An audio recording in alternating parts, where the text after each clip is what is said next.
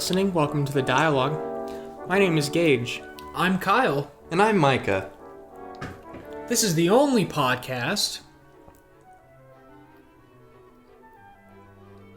So, how are you guys doing? Wait, this is the only podcast? Uh-huh. The rest of them are gone. Oh, okay. Thanks, China. How have you guys been doing I'm recently? swell. It's not like we haven't been talking for an hour before we recorded. No. What's What is your bang flavor? It's not unusual Star to be Blast. so... Cotton candy. You didn't even hear what I said. I didn't. Did you say unusual to be sus? Sucked.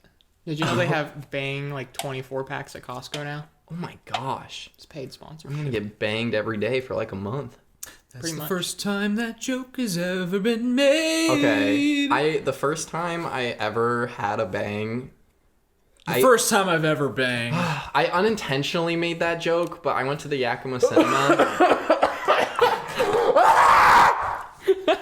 I went to the Yakima Cinema and I had never had a bang before, and I went to R.I.P. my future editing self. and I went up to the counter, and I was like really tired. It was like a 9 o'clock showing, and there was like a girl like at the counter, and I like put my hand down on the counter. I was like, "Bang me," and then I was like, "No, just give me a bang." And then she called the cops. Yeah, And then she cut your bangs. yeah. And the award for the best podcast of 2020 goes to... Ladies and gentlemen. Live from New York. It's Saturday night. It's hilarious. We're bad at this. Do you Hey. want to just jump into it? I think we have a couple new listeners today because of all of our new subscribers. Really? Like How many? our 10 subscribers we got from Yeah. my last video. Welcome, that I did. everyone. If you're new, thank you for watching. And also, Thank you for listening, whatever you're doing. thank you, and I'm sorry. Yeah. If you have the sound off and are just staring at us, please unsubscribe. For the love of God. and you just have like the music from Ratatouille playing in the background over if you're us. listening to us on Spotify or one of those other crazy audio things, we do also have a video version. So if you're confused why Micah just made that joke, that is why. What the, Oh, yeah. oh yeah. Yeah, because we're also on YouTube. Yes. So you can see our beautiful black and white mugs. And if you just want to stare at pictures of us, you can go to Instagram. We have that. I could DM you like a Google Drive. I got some photos of me that nobody's seen. Oh, cool. Yeah. Send them my way. I'm not, well, I don't know. You have to promise me that. Are they just of your nose? You have to- just like from the side. You have to promise me the authorities won't see them because When Kyle goes to the strip club, instead of $1 bills, he just brings dimes and he just like does that. And they just ride his nose. What? I don't know. if you haven't been following this chain of this chain of groundbreaking Jew comedy, Jew comedy. there's been a running joke that I look Jewish because of my as I would say, Ginormous? hook nose. Oh, okay. Okay. And Which you're I'm actually not Jewish as far as I know. And you're hairy. Well, That's true. they didn't have to know that. Well, okay. I don't know why we're talking. This boy has a hairy belly. You wouldn't notice. You would not think of it just looking at him. But he lifts his shirt. His belly is so hairy. Okay. He needs to shave that shit. Are you happy we didn't jump into the movie news immediately? Yeah, I am. No, just so everybody understands. This is what happens when you ask us to do small talk. No, okay. No, I walked right into this. I just want to make sure everybody understands. Oh man. Like, okay, so the thing is, I know I look like someone who would probably be completely hairless. Like, I look like a Michael Cera motherfucker. But I promise you, everything you can't see is just like... Everything? Everything. Like the head of your penis? Yeah. So, like, It if just you're looks listening... like, it looks like a cacti. It looks like a palm tree, just like... If you don't have video for reference, you know, if you're just listening, just to describe the look of Kyle, I would say, just to kind of like give you like a mental image. Imagine like Hitler walked right into a room. If he saw Kyle, he just shit his pants immediately. Like I thought you were gonna stop at just Hitler. Just imagine like Hitler, and that's about it. Not even actually Jewish. That's the funny thing.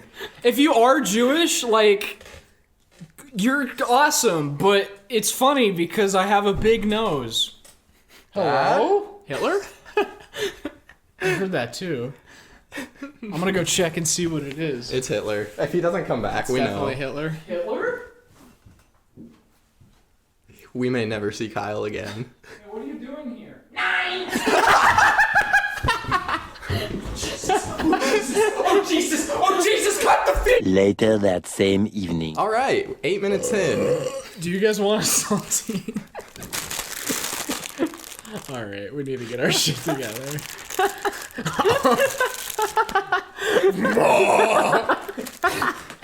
Do you guys want a salt? That needs to go in your gravestone.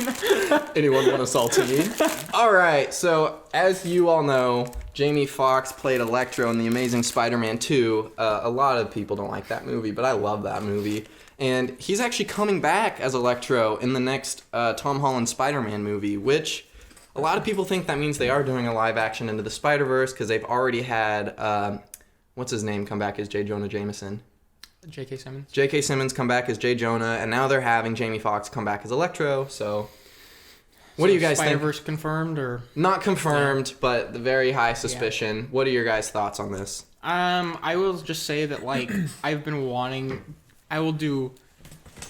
I don't know whose dick I have to suck for Tobey Maguire to come back as Spider-Man, and I'll just take anything that I'll get at this point. And I'm the I don't biggest... give a shit Just about... a Skype call with he's like, hey. Andrew Garfield is my favorite Spider-Man, so I am very excited for him to come back. Well, possibly.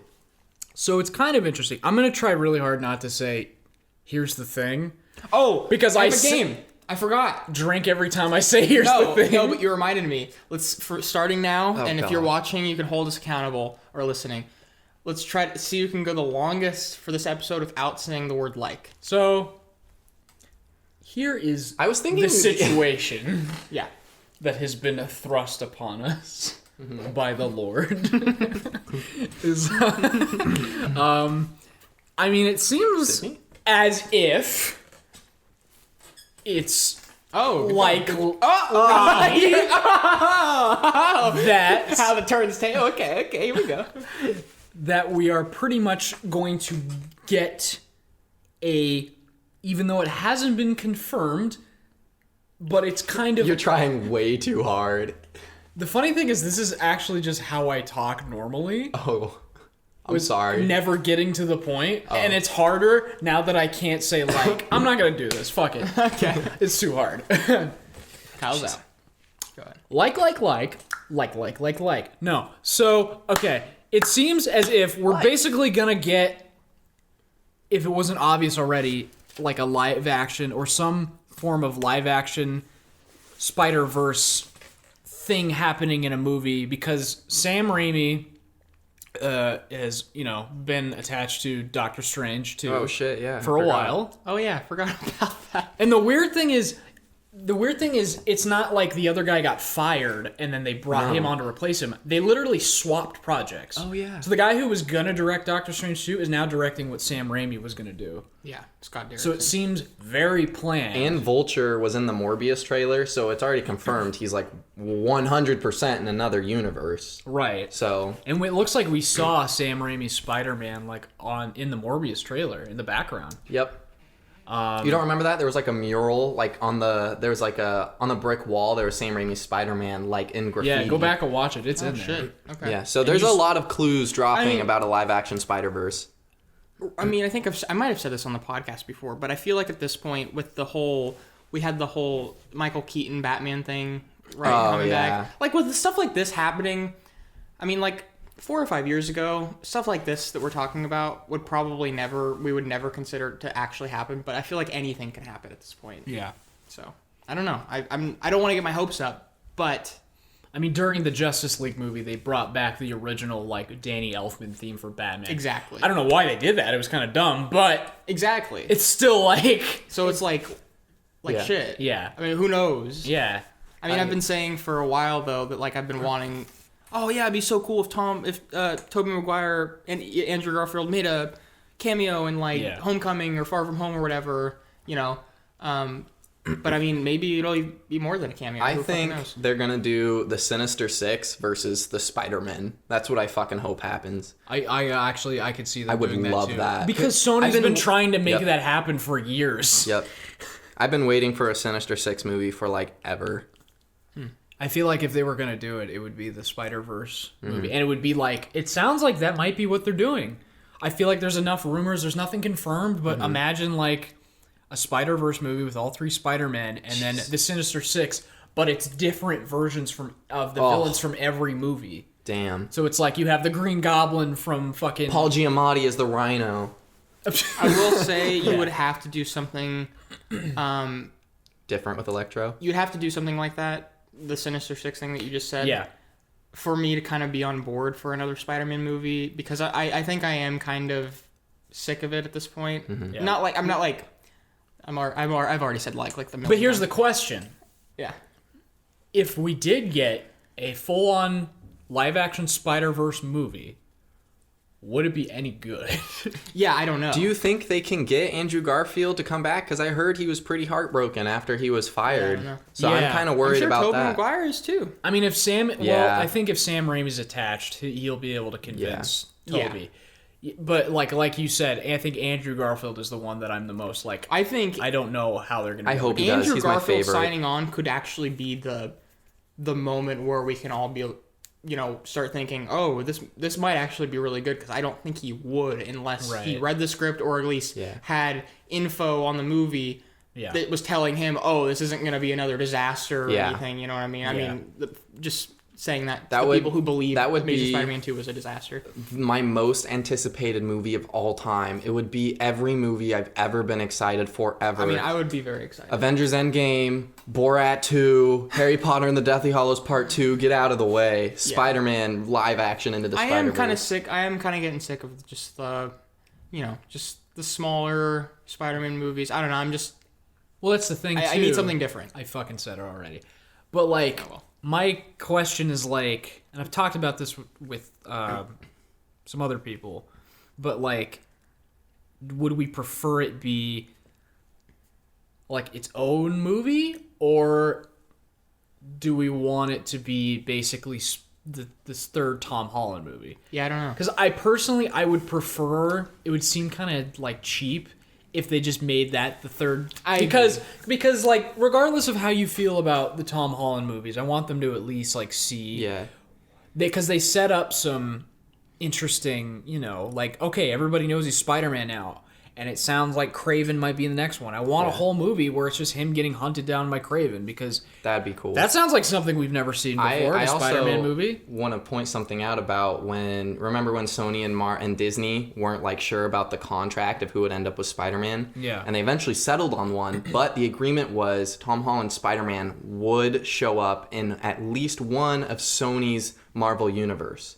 So we already know for sure, based on their contract, as long as they, you know, fulfill that contract, he's gonna show up outside of the MCU. I think originally we thought it was gonna be like a Venom movie, which they still could do something with Venom, because I feel like they purposefully made Venom the way they did because they, in hopes that they would get Tom Holland Spider-Man. Yeah.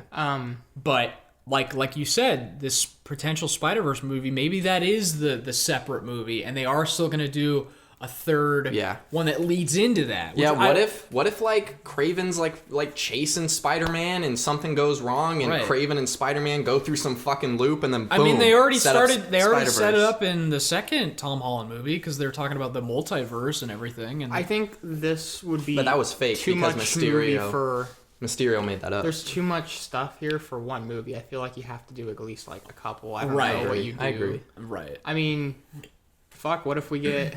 What if they make one more Toby movie, one more Andrew Garfield movie, one more Holland movie, and they all link up and then do like shit? Okay, here's what's funny. I don't think they would do that. I don't either. But here's what's funny it'd be about cool. Spider-Man right now This is is getting me so excited. I mean, before, like, prior Civil War time, like, that middle period between Amazing Spider-Man 2 and Civil War, I feel like Sorry. That period of time, it kind of felt like, Spider-Man's just kind of like done. We're not really gonna be. It definitely felt like a little hopeless for that character. Even like the fandom of Spider-Man, it felt kind of hopeless. But now we're in this time where it kind of seems like anything could happen with this character, and they could do whatever. Especially with the Spider-Verse stuff, that opens up so many doors. I'm kind of excited. I mean, I wasn't really into like the Spider-Verse animated movie, not necessarily like the movie itself, but just like the idea of it. I was just like, whatever. But the idea of possibly bringing back these other Spider-Mans seems so cool. Well, I think that's what most people are excited about. They want to see, I think, not to discredit Andrew Garfield, but honestly, I think most people are excited to see like fucking like Tobey Maguire. Yeah, back. I think so. Not to discredit. I think Andrew Garfield's a great actor, but I think that like I agree. But I would like what excites me about this is if they do a whole movie like this. Yeah. I think it'd be really cool because if like better be like a 3-hour movie. You go It'd have to be. like you go to like at some point you go to like the Sam Raimi universe and it's like the same time has passed since we've seen the third one and like like they leave off where their story was in each thing. Okay, I think this would... And they all play into each other. I think this would in be some crazy way. The highest grossing movie of all time. I think it would beat Endgame. Because you got the Maguire fans, you got the Garfield fans, and you got the Holland fans. Okay. Everybody would be in I on don't it. mean to stall, like to just kind of like move on too quickly, because I think these are linked conversations, but I have a really good segue. Yeah. Maybe that's why Doctor Strange is going to be in the next Spider-Man movie, because he's the one who's going to like... It's called the Multiverse of Madness. Well, no, I mean in the next Spider-Man movie. But Doctor Strange is called Doctor Strange in the Multiverse of Madness. Exactly. It's like in the title. That could be why he's in the new Spider-Man movie, because there could be that stuff happening. I'm getting that could be the setup. That could be the setup for what they're doing.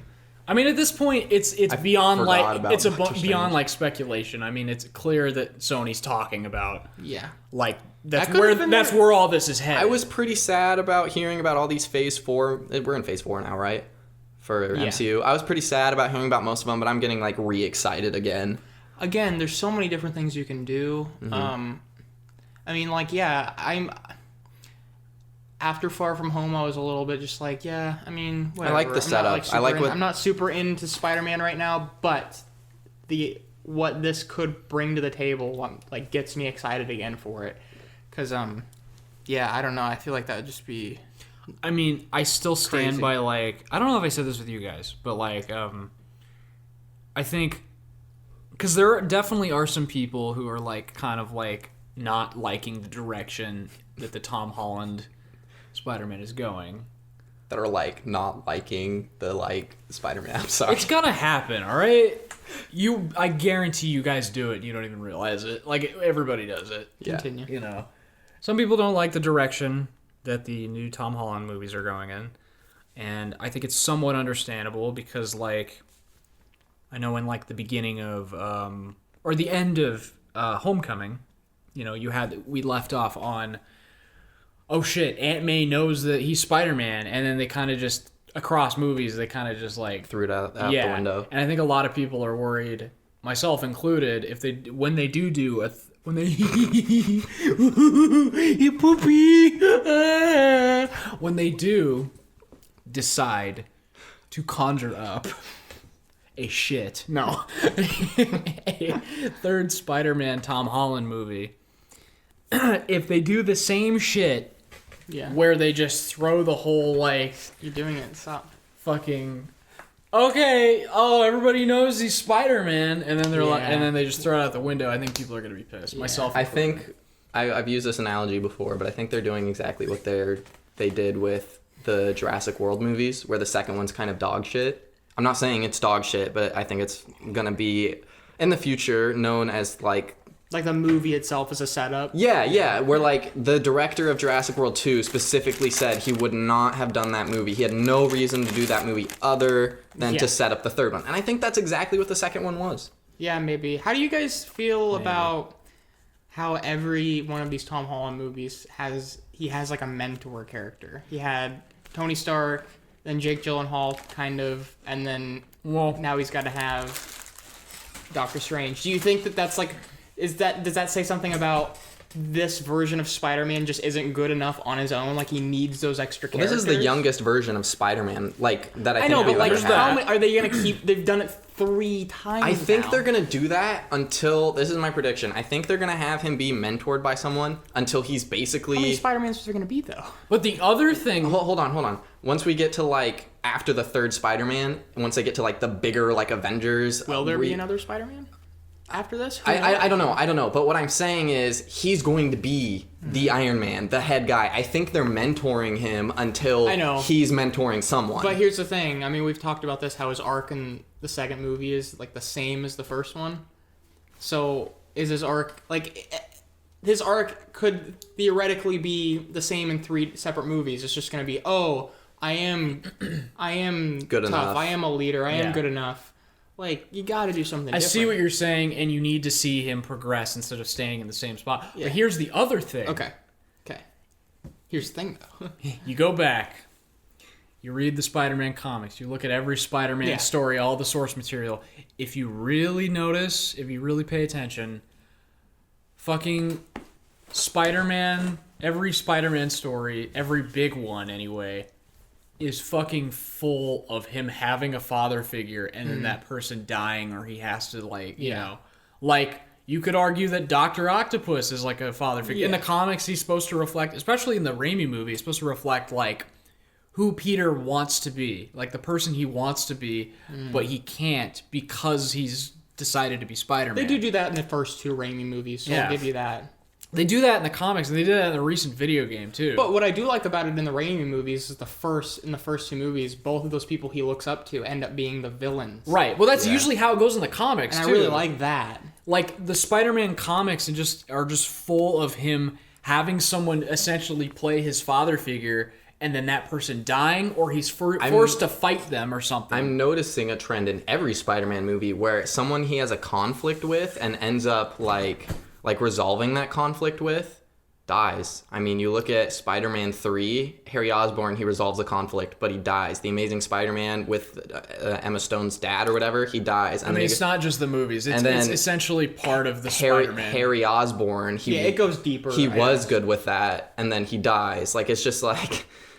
I mean, it's everywhere. I think it wouldn't be as grating on people if it hadn't been like rebooted 3 times in like 2 decades. Yeah. But like, I mean, people don't really think about it this way, but Spider-Man just inherently is a tragic character. Mm-hmm. Yeah, I agree, and I love. But that I about also the see character. what you're saying is like you can't have him be a little kid forever. You want to see him be like the older, more wise, more trained Spider-Man, like the Spider-Man we got in the Raimi movie. Which is what, but I mean, not even though. Like, I mean, you're right, but that's what I want out of Spider-Man more than anything is like, not. I mean, obviously you're not gonna do the Logan thing with Spider-Man because they're different characters. Right. But I do think we need like an older, like kind of like the PS4 older... game where he's like already in it. No, I mean like worn down Spider-Man. There are Spider-Man. comics. Like, that's what I wanted to Tobey Maguire. I wish they'd make a Spider-Man 4 now that he's older and like see something like Spider-Man in his later in his life when like he doesn't give a shit anymore. I don't know the character, but that would like be from super the cartoon, cool. but not comical. You know, like dark as fuck. Yeah, and I that'd know. be cool. I mean, there's that critique. I know there are definitely. I mean, there's a ton of different Spider-Man. I know you don't follow the comics really, but like Fake fan. I'm guaranteed like there's like a comic line that's like that. I mean, that's why the Spider-Verse thing was so exciting because even though that shit seemed crazy, like that doesn't even scratch the surface. There's a fucking Spider-Man comic. The Superior Spider-Man is its own Spider-Man storyline. You're gonna shit your pants when I tell you this because it's so insane. It's basically like I forget. It's like Peter Parker and Dr. Octopus like swap brains. like this is the beginning of the story. And it takes place in the future. It's insane. What the So fuck? Spider-Man, it's Spider-Man's body, but it's Dr. Octopus's brain. And then once that happens, Dr. Octopus, who's actually Spider-Man, kills Peter Parker. And then like the rest of the comic is just him. Like he's like he has the brain of Dr. Octopus and he's a villain, but he's in. It's just bananas. Well, there's also the one where Peter Parker kills Mary Jane Watson with his radioactive semen. And that's not a joke. That's like 100% like in the comics. He's not kidding. That wasn't a joke. So with the Spider-Verse thing, That's what I want to see. No, I'm kidding. what if it's something along the lines of, and I'm gonna be okay with this. You have all three different versions of Spider-Man. You have the Tom Holland Spider-Man, who's still figuring out who he is in the world. You have the Andrew Garfield Spider-Man, who's at the peak of his abilities and his life, and he's got everything figured out. And then you have the old Tobey Maguire Who just Spider-Man, doesn't give a fuck anymore.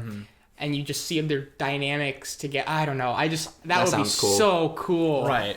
Although I don't know. I don't know exactly what spot Andrew Garfield's character would be, because they left that whole thing on like a cliffhanger. Basically. This has got to be tough with like all these different creative teams from Sony and Marvel and Disney, and they're just like, all right, so it's going to be in your universe, and then we're going to take some from that universe, and because they all got to be on the same page if they're going to do something like that, and that sounds tough. Well, I think they still have a deal where like the people over at Marvel MCU basically have the rights to write the movie, but it's Sony who finances it and distributes it.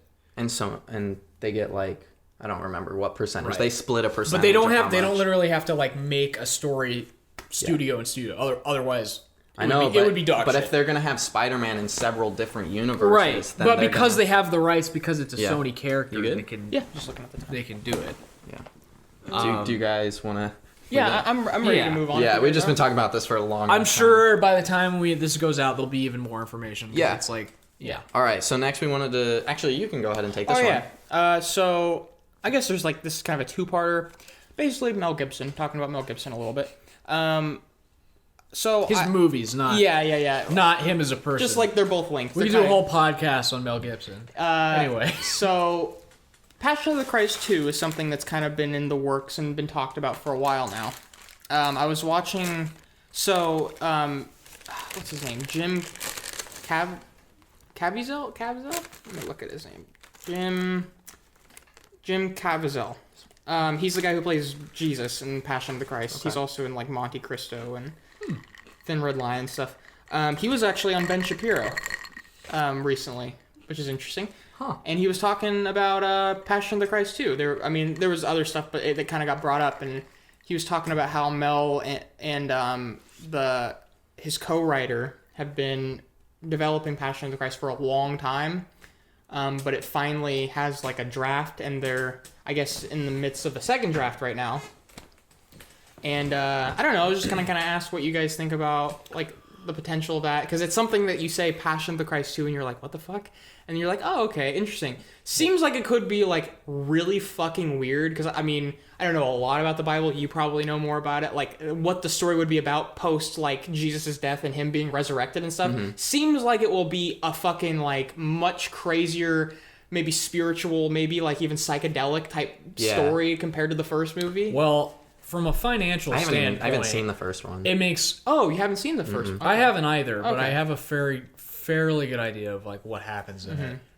I mean, it's a pretty simple, like, you kind of know the story. It's if you're a human being on this planet, you at least know like the cliff notes of Jesus. You guys not want me to? I mean, this sounds don't really spoil not the Bible. I mean, dude, bro, don't spoil like the Bible for me. But how dude. much do you know about the movie? Because the movie is. I know. You see like.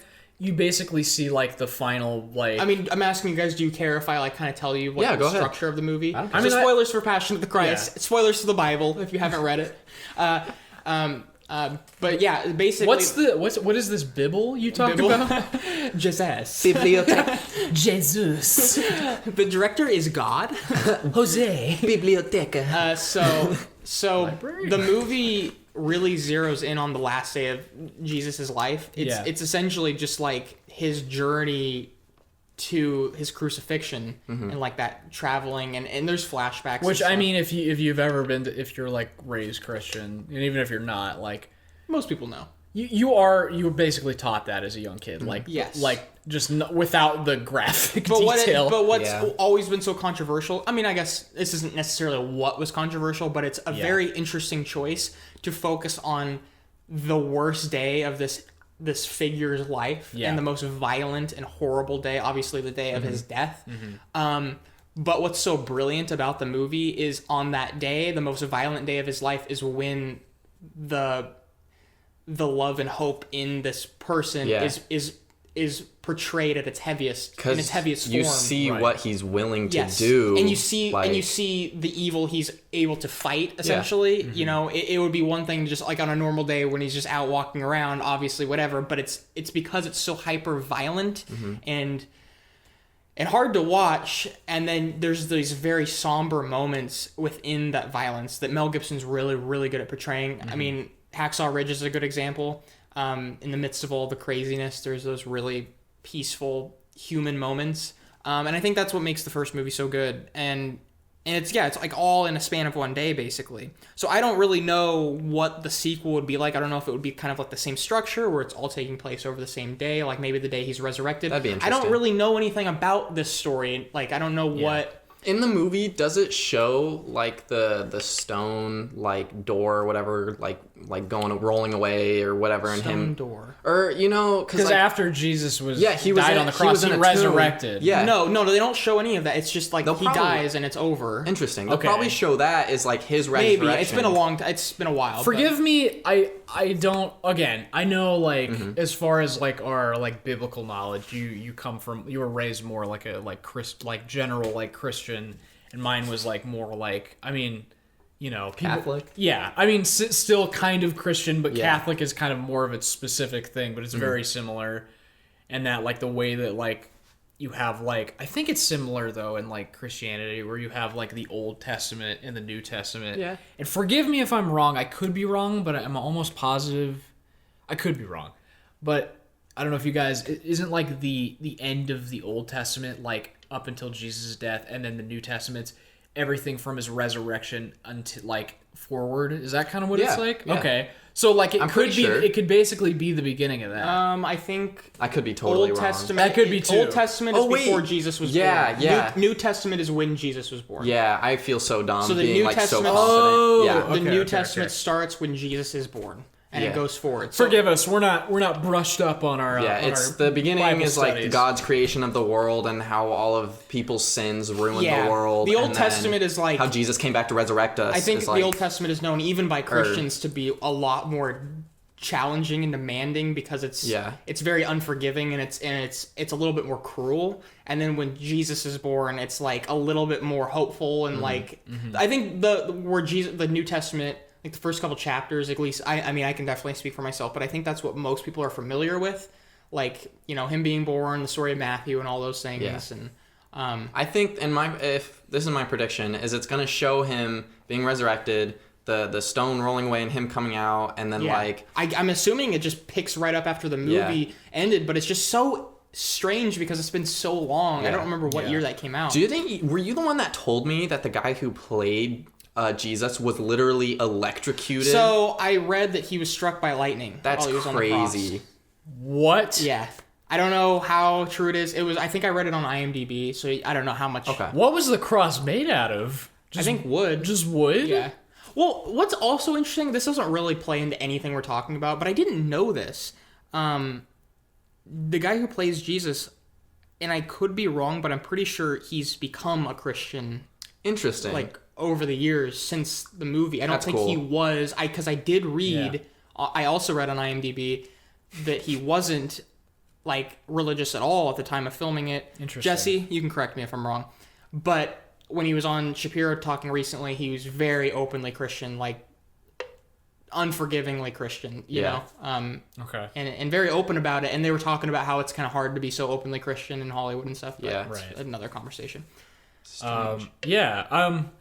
Well, you guys, you're aware that like there were like movies about like Jesus's like life and death like before Passion of Christ. Willem Yeah, Dafoe quite a few. played Yeah. Jesus, right? What's Yes. what's the name of that movie? Last Temptation. Isn't that Yeah. basically like the same story It's a more or Scorsese. less? I haven't seen it. It's a Scorsese movie? I've heard The Last Temptation is like a little more fictional. Yes, I've Is- heard that is too. how He got a lot of criticism for it kind of. Take more liberties. Yeah, it was kind of. I doing heard its that own it thing. was showing the more like negative side of Jesus. I could be totally wrong. I think so. I'm not. Jesus is like, what am I, a clown? Yeah, yeah. Starts talking like Joe Pesci plays Jesus. Yeah, that's crazy. I love how we go at the beginning of this from like making fun of like Jews to being like, God, Christianity. Anyway, I don't know. I'm personally really excited. I know. I don't think it's gonna be called The Passion of the Christ 2. I think it's gonna be called The Something I think of it's the called Christ. The Resurrection of Christ. Yeah, I figured it'd be The Something of It the might Christ. even be Jesus Unchained. This time he's back, and he's not taking crap from anybody. Jesus Returns. Rated R. It's amazing. I'm excited. I swear to God, there's like a atheism. There's like a Mad TV sketch or something where it's like it is basically that. I think I've seen where it's that. just Jesus That sounded returns and familiar. he's like killing everybody. Jesus 3D. Puts on like aviators and has like a shotgun. Oh my like it's like gosh. Terminator. That was on 2. Smosh. I know that for sure. Jesus Endgame. Coming. All right, so Jesus Revelations. Fat Man, Yeah, so on a lighter note, Mel Gibson is also in a new movie Christmas, called Fat Man. Christians. Well, okay, I want Trailer came out I want to recently. explain this the way that I watched the trailer. Okay, go ahead. Because I watched the trailer and I was like, oh, okay. I know Gage likes Mel Gibson. Yes. And I was like, okay, this seems like an That interesting man is movie. a saint. Quote by Gage Cliff. Seems like an interesting movie. There's like snow and shit. It's like, oh, fucking. It seems like a cool like thriller thing. And then like you very quickly find out this is like a gritty movie about basically Mel Gibson essentially plays Santa. Yeah. Yeah, I was like, is this like a joke for a while? Like, the trailer definitely takes its time to tell you Yeah. what's going on. Yeah. And then you're like, oh, fuck, they're actually doing This it. guy has like bloody knuckles, like beaten up like a bag. He's got like guns and stuff, and then it's like he's Santa. It's like Bad Santa, but actually. But Yeah. it's like Logan. Yeah. like a gritty Santa. weird. It's like thriller. it's like going from like the old cartoony Batman to suddenly like just randomly watching The Dark Knight, where it's like, oh, we're not making fun of him anymore. He's like serious shit. I'm kind of excited. I mean, I Looks interesting. I don't know. Seems interesting. That's for sure. I think it'll be good. I really do. I'm worried the trailer gave a little too much away. really, maybe. I feel like Towards the end, especially. there were some parts that made me laugh too. I mean, it's not like my most anticipated movie of all time, but it got my attention. I'm normally not into the whole, Christmas movie fad. I feel like we get like a new Christmas movie every year, Yeah. and I normally don't really care. This but seems original though. It seems Yeah. unique. Yeah, this seems like somebody's into like it. weird, like stony passion project. They're like, yeah. Dude, what if we did it? Well, and I will say it's nice. did a movie that was just Santa's played by Mel Gibson. He's killing people. I inherently get excited when Mel Gibson is in a new like movie that's not his own though, because it's nice to see that people are Yeah. still casting him. See All right, more. moving on. All right, number 3. So we got a live action Lion King sequel. Whatever. Yeah. Okay, but what I'm curious Number 4. No. So what I'm curious about is like, yeah, the Lion King movie is one of the top 10 highest grossing movies of all time. And it was still a bomb, technically. No, it made a shit ton of movie. Like it was It made a shit ton of movie, guys. money. Made a shit ton of money. It made a lot of movies. but It was such a good movie. So many fucking movies. what are they gonna base the second one on? Because obviously the first one's based on the original. Is the second one gonna be based on the direct to DVD Lion King sequel or? Okay, Or Lion King 1.5 with it wasn't even the first live action Lion King wasn't even received well at all. So like it already wasn't received well, and now they're gonna base it off of a new story. Let me or ask what? you this: do you think we should be excited because we were bitching about how The Lion King was just a fucking shot-for-shot remake? Should we be excited that they're gonna be? I mean, I guess they're still making a sequel to something pre-existing, but they might be doing something different. I don't know. I mean, I'm not excited, but I'm trying to play No, devil's advocate. because Here's what I think's gonna happen, and hear me out. I think at the beginning of the movie. This better not be a dumbass joke. No, I'm not kidding. Okay. Like They're gonna fuck. Roar. Roll credits. RAR XD. Okay. The beginning of the movie. At the beginning of the movie, Simba's dad is gonna resurrect. Like he's gonna push the stone out, and then he's gonna. This was a and joke. then he's It gonna. was a joke? He's gonna ascend. And, I believed you. no, yeah. Fuck, I believed you. It's gonna have the same Kill story, you. like And then Mel Gibson's- Gibson's gonna walk out. Okay. and say, never mind. I think it'll be an original story, and I don't really care because if you can't put any emotions, I mean, it's lame to be like, the lions weren't emotional. But if you can't put any emotion in those lions' face, and I thought... I thought you were going to fart in my face. No, I'm gonna get heat Don't for do that. this, but I thought the voice acting was like an abomination. I thought it was bad. So if you have what I consider Wasn't that good? a bad voice cast and you just bring back everyone and it's just like, great, no emotion and the voicing is bad again. What I think is funny is they brought back James Earl Jones to read the same lines, and it's like Why didn't you just use the... they could have just used the old takes and no one would know. Yeah. I don't know. I mean, we already saw that Mulan, like, didn't do, like, a lot of people didn't like it. It was all right. Did you guys see it? No. We'll talk about that. Never. Number 4. So, as you guys know, Steven Spielberg has been connected to every Indiana Jones movie up to this point, and due to creative differences, It was him who dropped out? Steven Spielberg left Indiana Jones 5. Oh, shit. Yeah. So Yeah. Creative wait, differences with who? so I read a quote from David Coep, who is the writer, I believe. okay, he wrote. I think he wrote one of the Sam Raimi Spider-Man. Well, Yeah, David, he wrote like Jurassic David Park and all kinds of shit. Coep wrote all of the Harry Potter movies except for the 5th one. oh wow, Yep. Didn't he write So- Jurassic Park, or am I fucking retarded? I don't know. who? He Don't- directed Mordecai. Don't tell me who. What I think you're gonna tell me is that the person who's directing the movie is. I know who should direct it. Here, I want to I want to look up the quote. I've heard this rumor, and I think this would be awesome, though. To be honest, if we're just before we talk about that, I just want to like let you guys know where I stand on the whole Indiana Jones 5 Oh, yeah, thing. yeah. I don't know why we're doing this. I mean, I don't know why we did 4. Yeah, because the last one wasn't very good, so I'm like, why are people excited for? Why is this a good idea? We already tried this. I hope I can find this. It was a little bit embarrassing, and I know you kind of like that. You want me to movie. end my career right now Do it. by saying You think Indiana it's the- Jones 4 is my favorite Indiana Jones You movie? fucking contrarian. I'm so Sorry, guys. Are you allergic to popular opinions? You fuck. Okay, I'll just say that like a lot of people grew up with the original Indiana Jones movies. I never watched any of them. The first one I ever watched was the 4th one. So that's just the one that I had nostalgia for my whole life. Okay. And that's just how it is. And I mean, like, I will say there are good parts in it. Here we go. yeah. But I think overall, there are. it's- I mean, there's stupid All right, parts, obviously. this is from David Coep, his quote. I tried a couple different versions of Steven, and they all had some good stuff about them, and they all had some stuff that didn't work, which happens. But it was just very hard to have everybody come together and have all the elements, Steven, Harrison, the script, and Disney, come together at once, and it just didn't. Yeah. whatever. So Steven Spielberg left. Okay. Well, who do we think? Oh, okay. James Mangold is going to direct Yeah. it. Oh, he is. Okay, Yeah. so that wasn't just a rumor. I was gonna say Okay. I heard that rumor. I don't know. That's weird. I heard that rumor that he was supposed to direct it, but I never. What I else is he didn't. directing? I didn't know that Steven Logan. Spielberg actually. Yeah, Logan, Ford v Ferrari. Okay. Yeah, Okay. That, so- I can see that I mean, working. he's Yeah. got the gritty cinematography Yeah. look. I think that I would think fit it. it's a good fit. And I Yeah. think Steven Spielberg has lost his touch a little bit, so like... I mean, I never. Yeah, is he still producing though? I don't know. He probably is. Oh, yeah, I bet. I mean, yeah, the last few like Steven Spielberg's been like on autopilot for the last like 8 years. I mean, yeah, I had heard rumors One. that James Mangold was gonna direct it, but I always thought they were just rumors, and I thought Spielberg was gonna do it.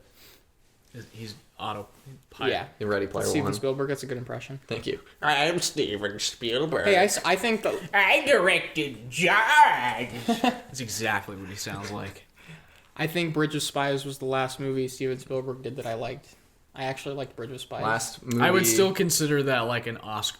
I mean, Oscar-bait Last movie he did that I really liked was Jaws. I'm just kidding. like I the didn't even, beginning of his career. I didn't even The see last good movie he ever did was fucking Duel. I mean, I do really His like... Amblin short film. I actually like that Ready he did Player when he was One, like so- 20. I didn't even see Ready. I haven't even seen that Yeah, yet. it's fun. But yeah, he's gone. What else has he done recently? He's dead. Bridge Goodbye. of Spies Yeah. and Post. Post and... Did he do something last year? and he's just... I don't know. Oh yeah, he's doing the Ansel Elgort one. Didn't he do like Be It? Oh, West Side Yeah. Story? Well, is it still happening? Yeah, who knows? It got pushed back. Yeah. Like everything else. Yeah. All right, so I really want to talk about this one. Is this our last? Oh god. Yeah, I'm, let's just make it our last one. I'm scared. This movie is called Black, and it's been announced. It's originally a graphic novel, and it is a movie where everyone in the world, well, only black people have superpowers. That's it. No one else, like, if you're black, you have superpowers. That's the premise, but everybody else doesn't. There's no more to the premise? No. There's no, like, okay. I wonder what the meaning of the graphic novel is. I've heard the graphic novel isn't even that great. Okay. All right. I know. I'm just gonna say what everybody's thinking right now. If they made a movie called White, where only white people had superpowers, everybody would lose their shit. So it's hard for me to, like, say how I feel about it because, like, I don't know, like, what they're trying to say with that. You know what I mean? On paper, it sounds awful, but, like, maybe there's something they're trying to do with that. I don't know. Yeah. You know, you could do something really cool with that, I think. Mm-hmm. You could have a really strong message with that, but I doubt that's where they're going to go. no. I think it's going to be... Also, the title is, like, Right. very uncreative. Like, the Black. What do we call this movie? Black. I guarantee. Send it out. I guarantee you that the main villain is going to be like the most Donald Trump. No, Yeah, it's gonna be. sorry. It's gonna be the most stereotypical Mel like Gibson. white person or group of white people ever. You know, that's what I think it's gonna be. man. I don't want to get too, like, I don't want to. Directed by Ava DuVernay. I don't know. I don't want to get, like, Produced political, by but, like, Jordan it's Peele. like. I mean, the movie is political. It's like 100% like trying to. Yeah, I mean, you can't not get apply political. politics to something that's already... I'm gonna make a Clearly movie political. where like only straight people have powers. If you're gay, I'm sorry, you're just inferior. See, doesn't that just sound shitty? Well, again, I don't know enough about the source material to know what they're doing with it. I'd be Again, curious to... Like, if you told me more about, like, what this graphic novel's based Our off white of. privilege is our superpower, so it's just like making them equal with us. Okay. All right, so that's the movie, and I think it's plain ridiculous. So I don't really have anything else to say because Yeah, I mean, my initial reaction is to get really pissed off and just be like, what the fuck? But I do think there's more I need to know. yeah, I mean, if they did the same thing with like any race, I'd be like, that's I do stupid. agree, though. Like, if we knew the same amount of information about a movie called White, same premise, same amount of information, I do think we'd be seeing a lot of Everywhere. people like, freaking out, We would see it overreacting. everywhere. I'm not trying to do that. I'm not trying to, like, jump the gun. But even beyond that, you would be like, well, this doesn't sound very interesting. That's Well, yeah. in Like, my, that alone. in my opinion, that's how I immediately, for me, deem anything racist. In my opinion, I go, if you flip it, would people freak out? And if the answer is yes, then I'm sorry, but I think it's racist. And I think the important thing is like, regardless of whether the movie was called Black, White, Asian, like whatever, like if come it was watch just my movie, Asian. Asian, and it's just like all Asian people have powers, I'd be like, Okay. what? Like what the fuck? Like I'd have the same reaction regardless. I think our immediate reaction is kind of like, what the fuck? Because, like, despite whatever message you're trying to say with that, it's obviously not very, what's the word? Subtle! Yeah. You know? So, like, it like, no matter what, it's kind of eye roll worthy either way. Just from a storytelling standpoint. I guess you could say the title is on the nose. Like and subscribe. Alright, just start. Do we want to talk about Tenet or? Yeah, let's talk about Tenet. So Okay, Tenet first. First of all, let's talk about really quickly. Let's give a synopsis, which might be kind of hard, and then kind of just what we like Yeah. about it. Quick little Synopsis. Spoiler-free Do you think discussion? you could give the best? You're okay. Did you just shit your pants? Okay, spoiler-free synopsis. Just ignore me. All right. Spoiler-free synopsis of Tenet. Jesus Christ, I don't know. There's like a end of the world thing that could possibly be happening, and this guy and another guy are trying to stop it using time. There is a device or like some kind of machine or something that can Yeah. make you reverse certain elements of time, and Yeah. by using that, they're trying to prevent past things, but only by going in reverse. It's really hard to explain, but you can't really understand it till you see it. I mean, guess. I'm sure most people know what the fuck. I mean, it the is whole, about. you're not supposed to understand it. You have Yeah. to feel it, like Yeah. in the trailer. So yeah, I actually really enjoyed it. I think it's Spoiler-free talk, really fast. Yeah, really fast. I really enjoyed it. It's probably my third favorite movie of the year. I was a little confused, but I really enjoyed it overall. Halfway, okay, the first half, because I saw it recently, the first half I was like, all right, okay, this is like an interesting, like, this is Christopher Nolan's take on like a spy movie. This is interesting. This isn't bad. I mean, it's not like amazing, but you know, it's interesting. And then once we got to the scene that I can't talk about yet, the halfway point, you probably know what I'm talking about. Yeah. Then I was like, oh shit, I'm really on board now. Like I went from like watching it like this to going like Whoa. this. So, Wow. Okay. Yeah. What'd you think? Wow. Well, okay, that's very interesting because I feel like I had the exact opposite, like complete opposite experience. I was very on board in the beginning, kind of started to lose me. But like different things won me over towards the end, but also I did mostly kind of get lost. Just to sum it up, I really like Nolan. He's one of my favorite directors. I always have high expectations for his movies. And was I disappointed with Tenet? I guess yes. But there was still enough there for me to really appreciate. It was a wonderful theater experience, obviously. I think any Nolan movie is. I appreciated it like on a technical level. It's just fucking immaculate. But it's just, I felt as though there was layers missing. Okay. I definitely expected more. But like I said on Letterboxd, even an okay Nolan movie is a fucking awesome experience. Really quick, rapid fire, letter grade. What would you give it? Letter grade, I guess a B. Okay. Okay. Probably give it like a between a B, like a 3 or a B 3.5 and a B minus, probably. Okay, I'd give it a B+. I think on Letterboxd I'd probably give it like a 3.5 or a 3 out of 5. Yeah, so we're looking at the B range, it looks like. So I'd give it a B+. All right, so do we want to hop into spoilers? Yeah, okay, spoiler talk.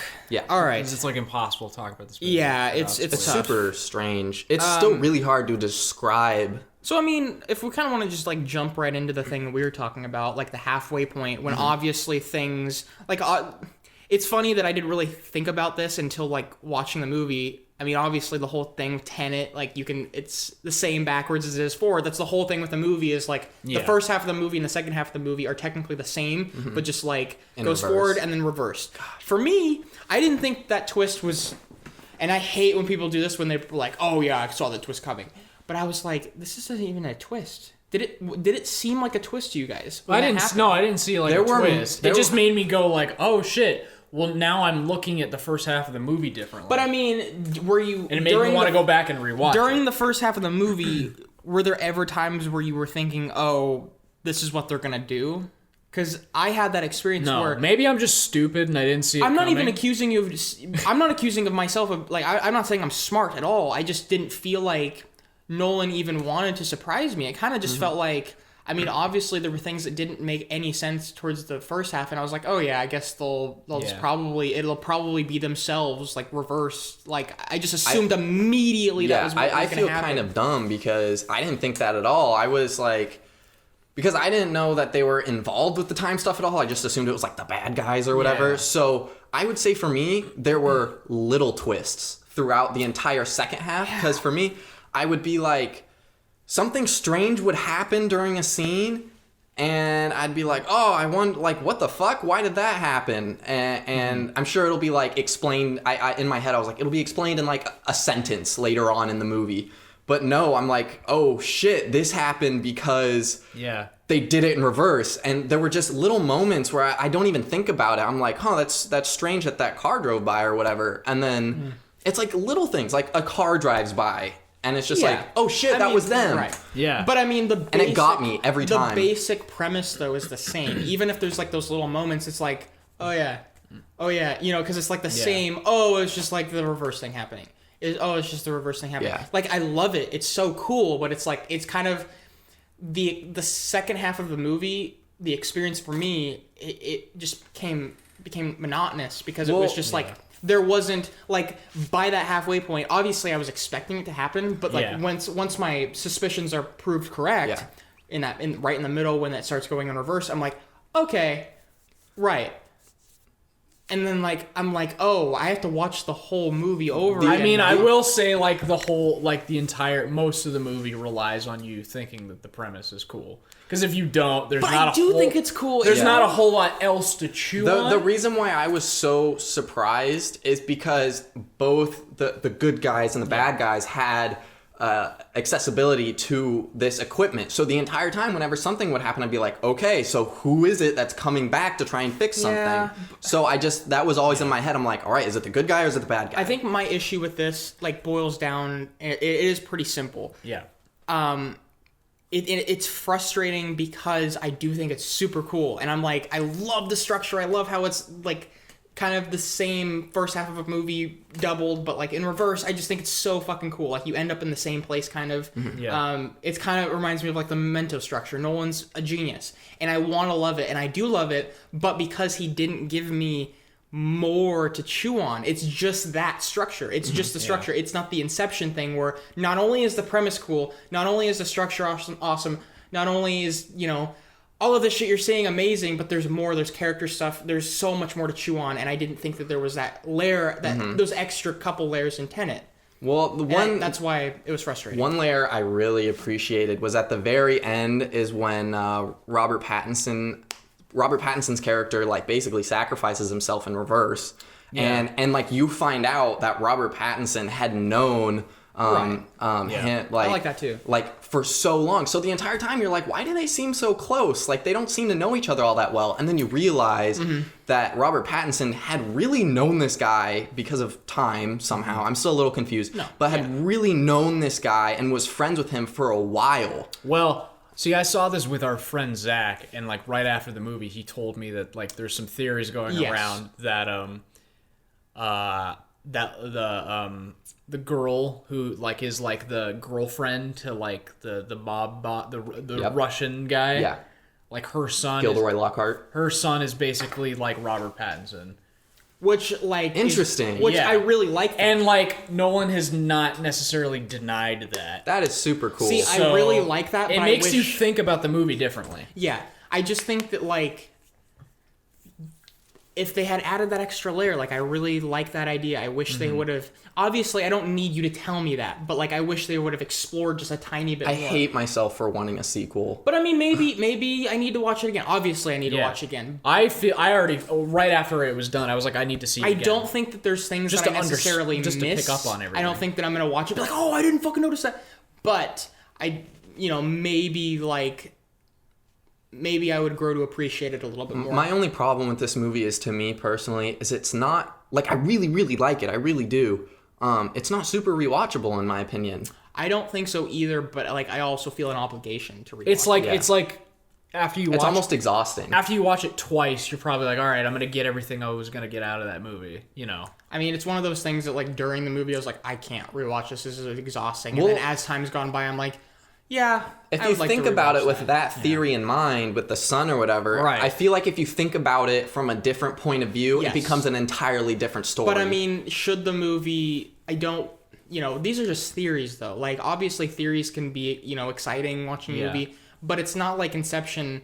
Like where the ending of Inception, obviously, not to spoil it. I don't know, whatever. But Everybody's seen Yeah, Inception. everybody's seen If you Inception. haven't- I mean, I'm not even really gonna spoil it, but the ending of Inception, like, it is kind of like leaving it up to you in a sense, Yeah. but it at least poses that question. Yeah. Where Right. Tenet doesn't really pose those questions. It kind of just like literally whatever you want to think, and it's a little Too open-ended. it's a little too open, not even open-ended, but it's a little too open in general. What's wrong with open-ended endings? Like the future thing, like they don't really go into that at all, and I don't need you to hold my hand, but I want to know more about this because it's so fascinating. I was really disappointed to learn that the trailers of the movie for Tenet really portray the movie accurately. Yeah. There really isn't a whole lot else you learn. Yeah. And it's very sad to Well, me. I think this has been a trend in not all of it. It varies from movie to movie, but I think a lot of the time Nolan's movies tend to be very, very plot focused, Yes. almost to a fault, to the point where like you don't really get to know that characters very well. And for this movie, it kind of makes sense, and it does add to like the coolness of it that like these guys they're spies, so like, nobody knows who their identities are, and that's part of the mystery of it. Which is kind of cool, but it only goes so far in like a 2.5 hour movie where you're like, all right, and like the most character shit you get is with like the main character who literally in the credits is called the protagonist. Right. Which I think is cool. Yeah. I think it's cool in theory. In the movie, I don't know, it's a little too like winky, like see what we're doing. I think they overplay it. Can you guys try and help me with the logistics of like the time travel, or I don't even know if it's called time travel or what. So he calls it in the movie. It's called inversion. Okay, if that is Robert Pattinson, the girl's son, so does that mean he was from like way in the future, he reversed back to a certain time, and then he stopped time and made it continue forward? I don't even have the brain capacity to that's even... one of those things. Do you guys understand what I'm saying? Does that make sense? Yeah. It does make sense. That's kind of what I'm thinking. He would have to He'd have to go in reverse for a long ass time. So, I mean, that's one of those situations where I do think rewatching it, you could kind of view it through that lens. You could kind of rewatch it multiple times with different ideas and kind of, okay, and try to just like trial and error, see what applies, see what doesn't. Yeah. How do you guys feel about like Nolan's exposition? Like everybody's critiqued his exposition in the past. Personally, I think he's like better than anybody at giving exposition. As far as I'm concerned, he can fuck me with it. But as far as Tenet goes, it didn't work for me, and I can explain why. But at first, I want to hear what you guys think. I definitely think this movie was like really, really exposition heavy. Yes. Particularly, well, I was gonna say in the first half, but kind of throughout. Like majority of the dialogue in this movie seems like it's exposition. Yeah. Like I feel like that's fair to say. I don't even know. I was just trying to grasp what was going on the whole movie. That we all saw the same movie, and then like we can, and it was full of exposition, and we still don't fully know what we watched. Okay, is interesting. Well, I mean, does exposition tend to bother you, and when is it okay for you? I mean, I think exposition can be one of those things that can make you cringe when you're just like, all right. I mean, I think it's necessary. Well, here's the thing. It's a necessary exposition is okay with me. But when it's not necessary is when it's irritating. The audience, are on the same page as the main character. The main character has no idea what's going on. Right. And neither do we. So that's why I think it's okay for someone to explain this to him as well as us. Because not only... I mean, someone has to tell him, right? So he has no idea what's going on. Thus, yeah. Well, it's kind of like the. See, if it's like, wow, your dog ran away. Like if it's something that the main character already knows, that's when I'm like, okay. Or something you could tell us visually, which happens, like Interstellar. Like, I mean, McConaughey knows about stuff, and they still tell him anyway. But they tell him because the audience has to. But I don't think that happened a lot in Tenet, where the main character already knew it. Okay, but I think for me, I was gonna ask you this next question. I don't think exposition is inherently bad. I don't think it's technically something you have to always avoid. I think usually, but not always. No, I don't think. No, it can be. It is necessary. Like I think Nolan really does use it well in previous movies. Inception. Flawless. I've never had a problem with it. Fucking flawless in Inception. And I think the reason why it is because it's consistently interesting. It never loses you. It's like through training that girl. Yes, like something's exactly. happening. Interstellar, I don't think a lot of people agree. I think the Inception, the exposition is also flawless. Mm-hmm. Sometimes you can be like, I feel like these characters would know these things, but it's interesting enough. I don't care. I'm like, give me more. I want to know more about the space shit. That's it's super cool, like the time and stuff that they do in Interstellar. But with Tenet, even though I think exposition, it's probably just as exposition heavy as like Inception or Interstellar is. Yeah, I didn't find it as interesting. I kind of didn't, and I don't feel like I was given enough answers to warrant all of the. But the thing is, it's almost like. It's funny you say that because I feel like even by the end of the movie, there's a lot that the characters don't even know. Exactly. So you feel just as lost. But as they do. and that's fair. I think that's fair. But I mean, what I love about Inception is that it is also very fantastical, like like Tenet is. Like obviously he's setting his own ground rules, Right. which is awesome when you see that. But I definitely think that Inception, he really understood the rules that he was creating. He really understood the world. Yeah. And I think you could make a fair argument that even Nolan doesn't technically really know what he was doing. I don't want to like assume things, but it didn't feel like Nolan himself even fully understood all of the rules he was creating, which is understandable because it's super fucking complicated. We talked about this after the movie, where if literally any other director made this movie, we would be Exactly. like, oh my gosh, this That's very movie is true. so good, so crazy. But Nolan's bar is so high because he's just such a Right. like one of the greatest He's a directors fucking- of our He's time. fucking great. Is he makes something that like is like pretty good. I mean, and at we're this like, point, "Yeah," my standards are Yeah. way too high. Like, Yeah. it's too high, and I need to probably lower the bar a little bit because I mean, Interstellar is like top tier for Yeah. me. You know? I mean, the so- thing with me I still think that like, you know, Memento is like my favorite Christopher Nolan movie, and it's funny because like out of all of his movies, that might be one of the smallest scale movies, but I think that's why I like it because I think, in my opinion, like it's like Christopher Nolan tends to work better with the smaller of scale that he has. And you can disagree with me, and that's okay. But I tend to like him better. It's when he starts to get like, you know, we get into Tenet, we get into not Inception. I think like Inception was like Dunkirk? the perfect middle ground.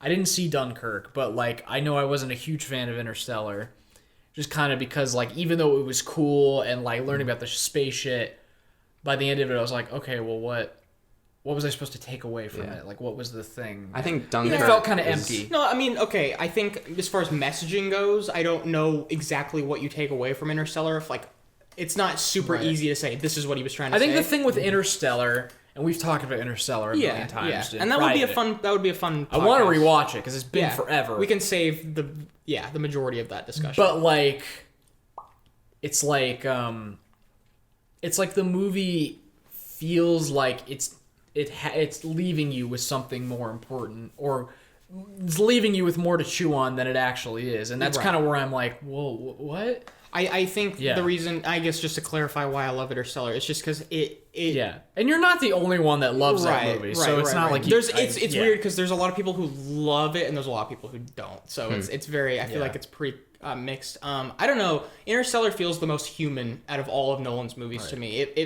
I mean, people criticize his characters a lot, but I think that Interstellar just like personally, I really connect with the emotion in that movie. Yeah. I mean, obviously, there's the whole like messaging of like the whole love thing with Anne Hathaway. I think that is kind of what he was trying to say, and I do connect with it. I think he could have done it better, but I mean, like as far as the scope goes and all the Nolan-esque things that he does, I think it really worked and also played well. And I think with the human elements that he brought in, I think that all of these things complemented each other really well. And I don't know. I thought it was just like the best version of Nolan that we're ever really gonna get. Yeah, And I think I can say that the only not really sure what I even the said only there. the only Nolan movie that I don't think is like that great is Dunkirk. Yeah. I mean, even if any other director made that, I still would be Well, like, oh, it's and fine. and the thing with Dunkirk and Tenet that obviously he's done is he's kind of stepped back from the whole character thing.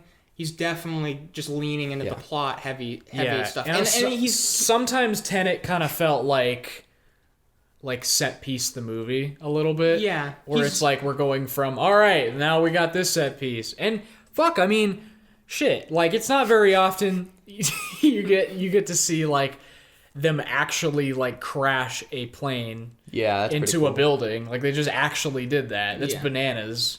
I think Bananas. That's bananas. I don't. man. People have always criticized Nolan for his like the lack of emotion in his movies, like the character, and I don't agree. I mean, I guess if we're just talking Memento, Yeah. I definitely don't think Memento. I think Memento has a great character. Well, that's why I like Memento Yeah, the but- most, because it's his most character focused. but I think Interstellar has that human emotion. I think Inception has. There's so much motivation there. You understand all the characters. Yeah. And I really like Inception too. I think Inception was like his perfect balance of both. Yeah, But and- now, like late Christopher Nolan, he's starting to get too caught up, I think, sometimes in the scope of things. Yeah. And he forgets to pay attention I think to the... I think he was And that's kind where of, some people lose him, I think. it feels like after Interstellar, all those critiques that he got about like, you know, like people just not connecting with it emotionally, because it's like really hit or miss. You know, like some people, I don't know how much you connected with the emotion in that movie. I personally really did, but it seemed like he really listened to all those people who had like really critiqued him on that, and he did step back, and now he's just not even trying to do it, and it kind of depresses me because I do think he's better at it than he thinks he is. I don't know what he thinks, but I do think he is good at it. I do appreciate, you know, Tenet and Dunkirk for what they are, because we don't get a lot of movies like that where they're just very plot based, whatever. It's cool, but I do hope eventually he kind of tries to do the, you know, focus in on characters a little bit more. And because I mean, look at the Batman movies. I mean, those are the arcs are crazy in that movie. I'm gonna say something that might be kind of controversial. Okay. Even though I like a lot of Christopher Nolan movies, I think he's an amazing director. I think he's an incredible visionary. I don't know if he's as good as not a writer, but particularly like a screenwriter as maybe some people perceive him to be. Okay. Because you do, like, as far as the concepts and the premises and like the structure of the movies and shit, like he's fucking like, that's the best part of it. I mean, fuck, he loves to play with like non-linear storytelling all the time, and that's what makes it so interesting. But like, you know, I'd be lying if I said sometimes his cracks do show sometimes when it comes to like some dialogue shit. I mean, fuck, in this movie, in Tenet, we literally got the whole like verbatim, if I can't have you, no one can. Like, I mean, right. Like, I mean, come on. It's 2020 and we're still doing that. Like, I think, I mean, if you watch Tenet through the lens of just like thinking about the mind of Nolan, it does feel like he's really listening to his critics, though. Yeah. I mean, look at the fight. Yeah. There's a hand-to-hand combat scene in that movie. Like, Jesus Christ. Dude. There's only one. But I mean, it's better than anything in the Batman trilogy. That still gets me. Yeah. That still gets me. When he uses the cheese grater on the face to slam some... Oh my gosh, so that good. Seems so painful. So that gives me hope that he's listening to what people are saying, trying to improve on it. But maybe he's also listening too much, and he's like, oh, people don't think I understand human emotion. Fuck it, I'm not even going to try, you know? It's just like, it's a balance. And maybe he'll start listening. Maybe he'll start trying to really focus in on the dialogue. I mean, more. I think he is listening 10 years to see criticism, and I think he is, like, you know. I think he's in a... But I think he adapts. He does. I think his... I don't know. Sometimes I think he gets way too over his head with the scope sometimes, and that's where he loses some people. What else can he do with time? Yeah. I feel like he's done... But that's another interesting conversation, too, because I also feel like it's a myth that you always need... This is another unpopular thing that I might say, is sometimes I think you don't always need super fleshed out characters. Perfect example... is I've always said that, like, we would all agree, I feel like, that, like, do you guys like The Matrix for the most part? Like, you would say it's like, pretty good. It's a good movie, at least. Yeah. Like, but, like, you think about Keanu Reeves, and, like, he's, like, the flattest character known to man. But the reason you don't care is because I would argue the real character of that movie is the fucking world they build. Yeah. So if your characters are going to be flat, or if you best believe that the world you're setting up is so goddamn interesting, and because you can't help but connect with that character as you're both learning about. So that's why it's like, it doesn't matter if the character is blank, and I think like Tenet gets almost there. Thank you. Tenet almost gets there, but like. It's such a confusing and complicated thing that it is. It is when there's times where you can't understand exactly what's happening, you don't always have the characters to fall back on. Yes. So then I think that's where that's a very good way of putting it. There's not that like safety net kind of right where it's like, as much as I do wish the characters were more fleshed out and you understood them a little bit better. The world doesn't feel what? You okay? Yeah. Okay. Yeah. The world isn't as fleshed out. Energy drink? No, continue. The world just Seem isn't really as fleshed twitchy. out as I wish it was. Like if the world was more, understood and there was more layers there, then like I wouldn't be really upset about the lack of character, Yeah. So I think it's I feel like in Tenet specifically, like the strongest character moments we got was from the supporting character, the main, I guess the villain, I guess if you could call it that, the girlfriend of the Russian. But I mean, even that felt kind of like sort of weak to me. I mean, yeah, and the thing too is like you look at the story of Tenet, it's just like inherently not as tragic as like Inception and Interstellar is, which is where the emotion comes from. I think those are pretty tragic stories in their own way. And Tenet is it's very complex, but it's also straightforward as far as character goes, you know? Like It's just very like, okay. yeah, like the main character. I mean, that's cool. The protagonist doesn't really have. It doesn't feel like he really has anything at stake personally. No. So what did we think of Kenneth Branagh as the villain? He was kind in of that, off. in that whole subplot. He was Kind of off and on for me. he was kind of generic, like the Russian like. It's sad. Bad I guy. don't know. I just I didn't want to be the guy who was, but I didn't like it. I mean, I think a lot of people crazy, wanted to like this movie a lot more. I didn't think he was bad. I thought he was okay. I think acting wise, he was all right, but the character was like. Yeah, I just didn't Kinda think he flat. fit the movie. I just felt like every time we were going to him, it was just like, Felt a little like why cartoony. what are we doing focusing on like this side plot in this world? This world is like I want to know more about this world, and we're focusing in on like an abusive relationship. It just I don't know. And I'm confused about like, does the main character have feelings for the girl or like not? Because he's like, at all costs we have to save this girl, but like, yeah, you could like felt- save the world or save this random girl. It felt a bit half-assed, just kind of like, I've been holding on to this thought for like 25 minutes. I didn't know when to fit it in.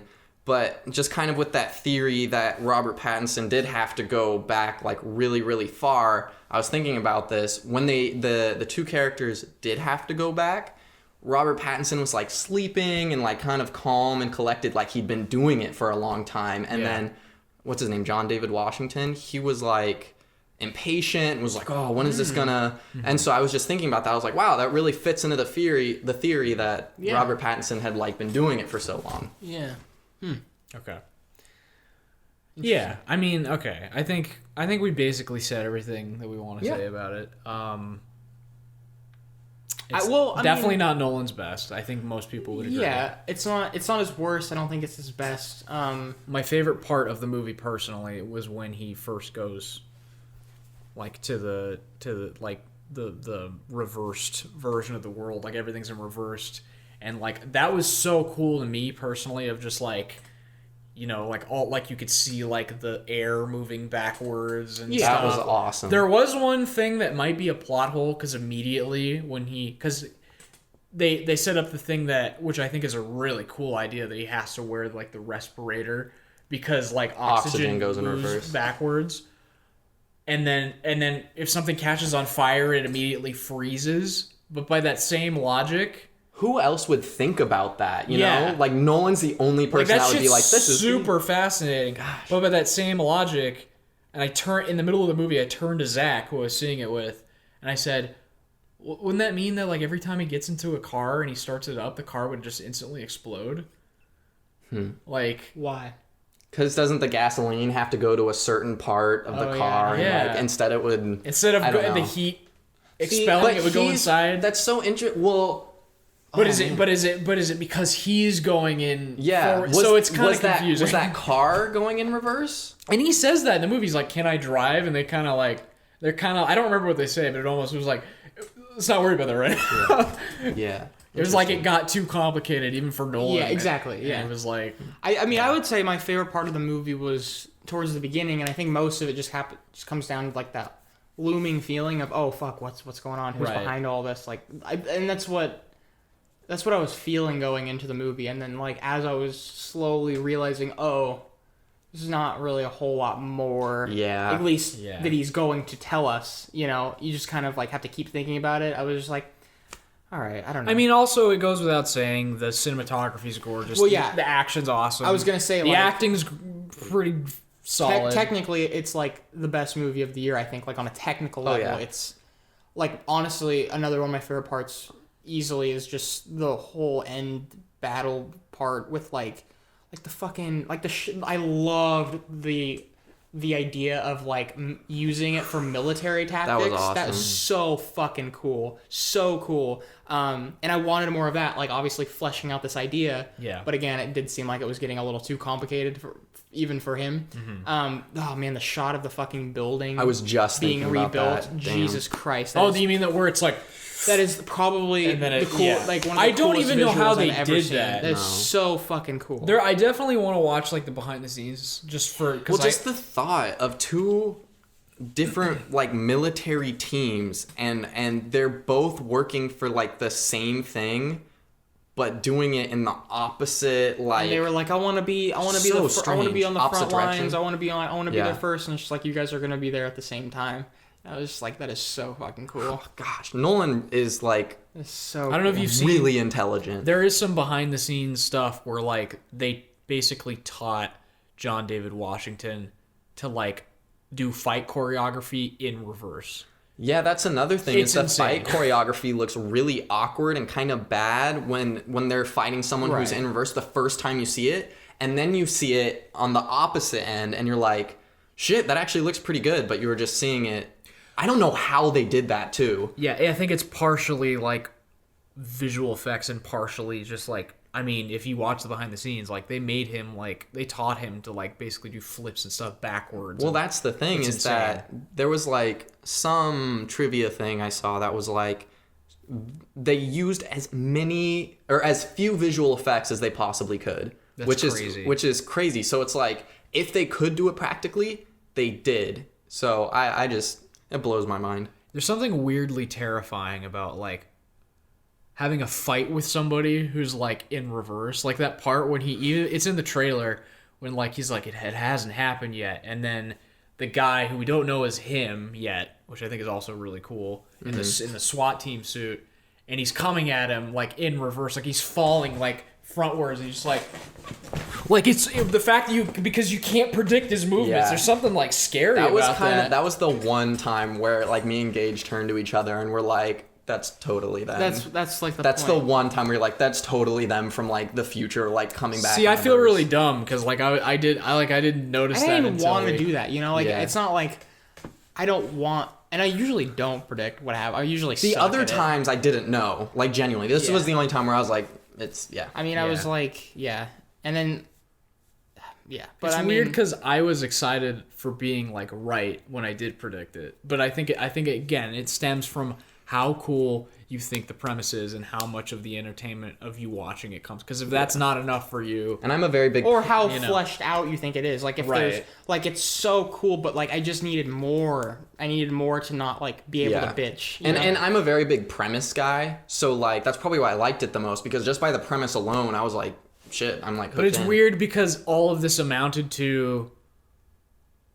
Okay, we stopped potentially World War III, and then on like a more Yeah, and more I kind of forgot about that. on like a honestly. more personal character level, we saved this woman from her abusive relationship, and that's Yeah, it. It's very strange. Goodbye. Yeah, like it doesn't. I don't feel like. You know, when I'm going to see a Nolan movie, I'm kind of expecting, like, oh fuck, oh shit, you know. And Yeah, it was just your like, mind to just be like. It was kind of just like I was at this like just baseline the whole time, and I mean that's another thing that kind of goes into like the whole Nolan like expectations. Yeah. and it's not his fault. You know, Yeah. I mean, yeah, it is for being a fucking badass and making Yeah. movies, but you know, Yeah. I don't know. You can't really fault the movie for that necessarily. That it's not like jaw dropping at every Yeah. point. But yeah, I mean, I don't really have a whole lot else to say. I think it's definitely one of the best of the year. It's just not like my favorite Nolan movie.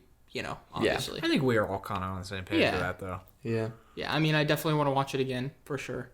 I appreciate Nolan making movies like this. The thing course. is, you'll have to wait until it gets on like streaming or something. But you know what? You don't have to wait because it's always on streaming. The devil all the time. That's true. I was gonna say, Can we take me a and- pee break, Me please? and Sid are probably gonna maybe go watch it in theaters before it's out. We'll see though. Okay.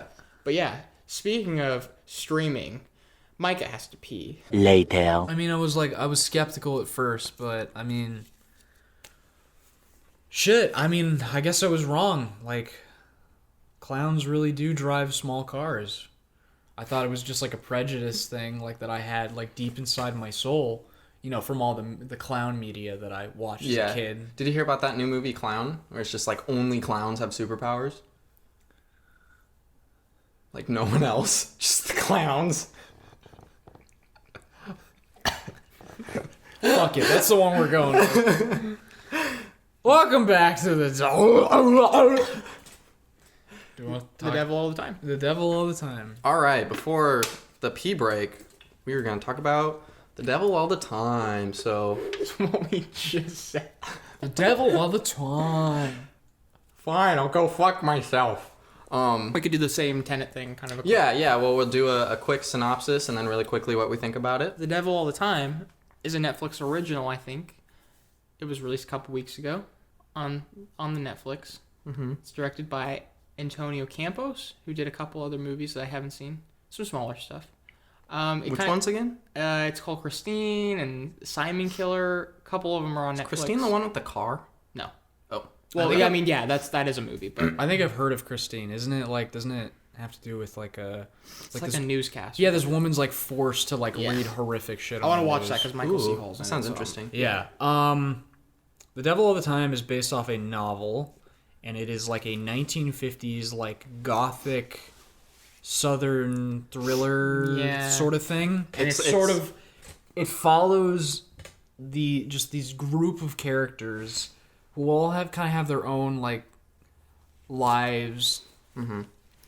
And like there's a bunch of like stories, but they all kind of coalesce into one another. There's basically four different... I think there's like four. There's four different stories going on simultaneously in this like these small towns. I think it's or town. I don't remember. But Yeah. all of these stories end up connecting at some point, which isn't a spoiler because it says that in the synopsis. Yeah. That you follow all these stories of these certain people or groups of people until they all connect. Yeah. Yeah. That's like the easiest way to explain this because it's not like It's pretty dark, like the subject matter. yeah, I mean, yeah, it gets really I wasn't prepared actually for how like I didn't expect it to be like as violent and like disturbing as it was, but like there's Yeah, there's like rape and murder and like a bunch of fun stuff. serial killing. There's like fucked up shit. But I think what drew a lot of people to this was the cast initially. I mean, we got Absolutely. Tom Holland, we got not Taylor Lautner, Jesus. Yeah. The other Twilight guy, Robert Pattinson. Robert Pattinson. Why? Well, it's so Why? it's so interesting because it's all these people who are known for playing other, iconic, famous characters. Like you have the Winter Soldier, Sebastian Stan. You have Pennywise, Alexander Skarsgård. I don't remember his name, but the guy who plays Dudley Dursley in Harry Potter. Yeah. And you have, obviously Tom Holland, who's Spider-Man. What the fuck? Dudley? You don't remember the guy who it's not a big spoiler. A guy who pours spiders over his head, the preacher. Oh, yeah. Yeah. And you also have the Mia Wasikowska, I believe her name is, who plays Alice from the live-action Alice in Wonderland. And you also have the guy who was in that really bad Pet Sematary remake recently. Yeah. So it's just got like this crazy good cast of yeah. It's just interesting that they all came together for this one project. Although I feel like that happens a lot, where it's like once you get one big actor, then everyone's like, "Oh shit, fucking Yeah. Robert Pattinson's gonna be in this? Like- Well, fuck, I'll do it." Movie 42, like one of the Movie worst. 43. Oh, 43. It's like one of the worst movies ever. And like, I bet you the whole thing was like, oh, that famous guy's on. I'll get on. Oh, those two famous Yeah. guys are on. I'll get on. Wasn't that written by James Gunn? So many people were involved in that because it's so many Okay. different little stories. And Yeah. Yeah, I guess just to give like a quick thoughts, spoiler free thoughts. Yeah, it's it's pretty surprising because it's usually not my cup of tea, but it's my favorite movie of the year. It might be up there with me too. I don't know if Yeah. it's my favorite, but I'd probably give it like a A-. I don't know. I don't want to do a letter grade just because I'm me, but I don't know.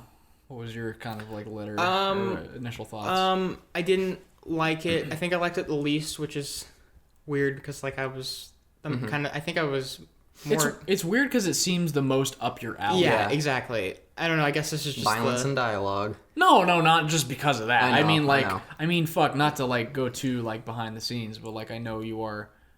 If you didn't know, if you're a new listener, we all like are hoping to make movies, not just talk about them. And I know there's a certain project that you wrote it like in high school that has like a very No, I agree. Yeah, You're right. So that's what maybe it's the time period. No, yeah, totally. It definitely feels more so my cup of tea compared to you guys. So that's why I'm surprised. And what's interesting is it seems like the least my cup of tea, and I like it the most. I was worried when I watched it because I watched it before you guys, or I think we watched it like the same night or something separately. But I remember like when I finished it, I was like, I don't know if Micah and Kyle are gonna want to talk about this. I don't think they're gonna like it. And I was like, I think it's okay. I wouldn't mind talking about it, but I was like, I don't know about them. And then you guys were like, I love it. And I was like, oh shit, okay. So it's very interesting. I didn't hate it. It's I think it's just okay. I think the performances were the best part. I really liked the performances. What I think is very interesting is that a lot of the cast is British. And they all are doing Southern accents, which I find very interesting. And they all do a superb job. Yeah. So I mean, it's very interesting. I don't know. Yeah. I really liked it. I was kind of shocked how well it kept my attention throughout like the entire thing. And also I think I think one of the biggest things is the standout performances. I will go so as far as to say I don't think there's a single bad performance in this entire movie. Even like the small even like the child actors that are on screen for like 2 seconds. You can tell they like directed the hell out of them. Yeah, no, I can't think. Like I'm like thinking really hard, and I can't think of anybody. There was not a bad like egg in the bunch, which is like a sign to like really good directing too. Random thought: can streaming movies not be nominated for Academy Awards yet? No, because they're gonna have to after this year. Well, The Irishman. Yeah, The Irishman was a Netflix original. I think the rule has to go to some theater. It has to go to like a minimum of 10 theaters or something. It has to be in a certain amount of weeks. They're gonna have to get rid of that eventually. I mean, look at this year. Pretty much everything has come to streaming. So it does kind of seem like a classic, like Oscar movie. It really does. I definitely think they're not like it's Oscar bait, but it definitely seems like not. They would I don't think it would be Best Picture or anything. I think it would be like. Oh shit! Best I can see script. Yeah, I was gonna say screenwriting. Best adapted screenplay. Yeah, definitely. I think it's really hilarious that I saw a lot of posts on social media of like young teenage girls who were like, "Oh my gosh, Tom Holland, Robert Pattinson! I'm gonna watch this because they're hot." And he's like a total creep in the movie. And it's like. Those poor girls, I guarantee you, like, a lot of them shut it off because it is dark and disturbing and there's murder and there's... Yeah. And, of course, when Tom Holland's beating people up, I saw, like, some girls posting clips like, oh, my gosh, look how hot this is.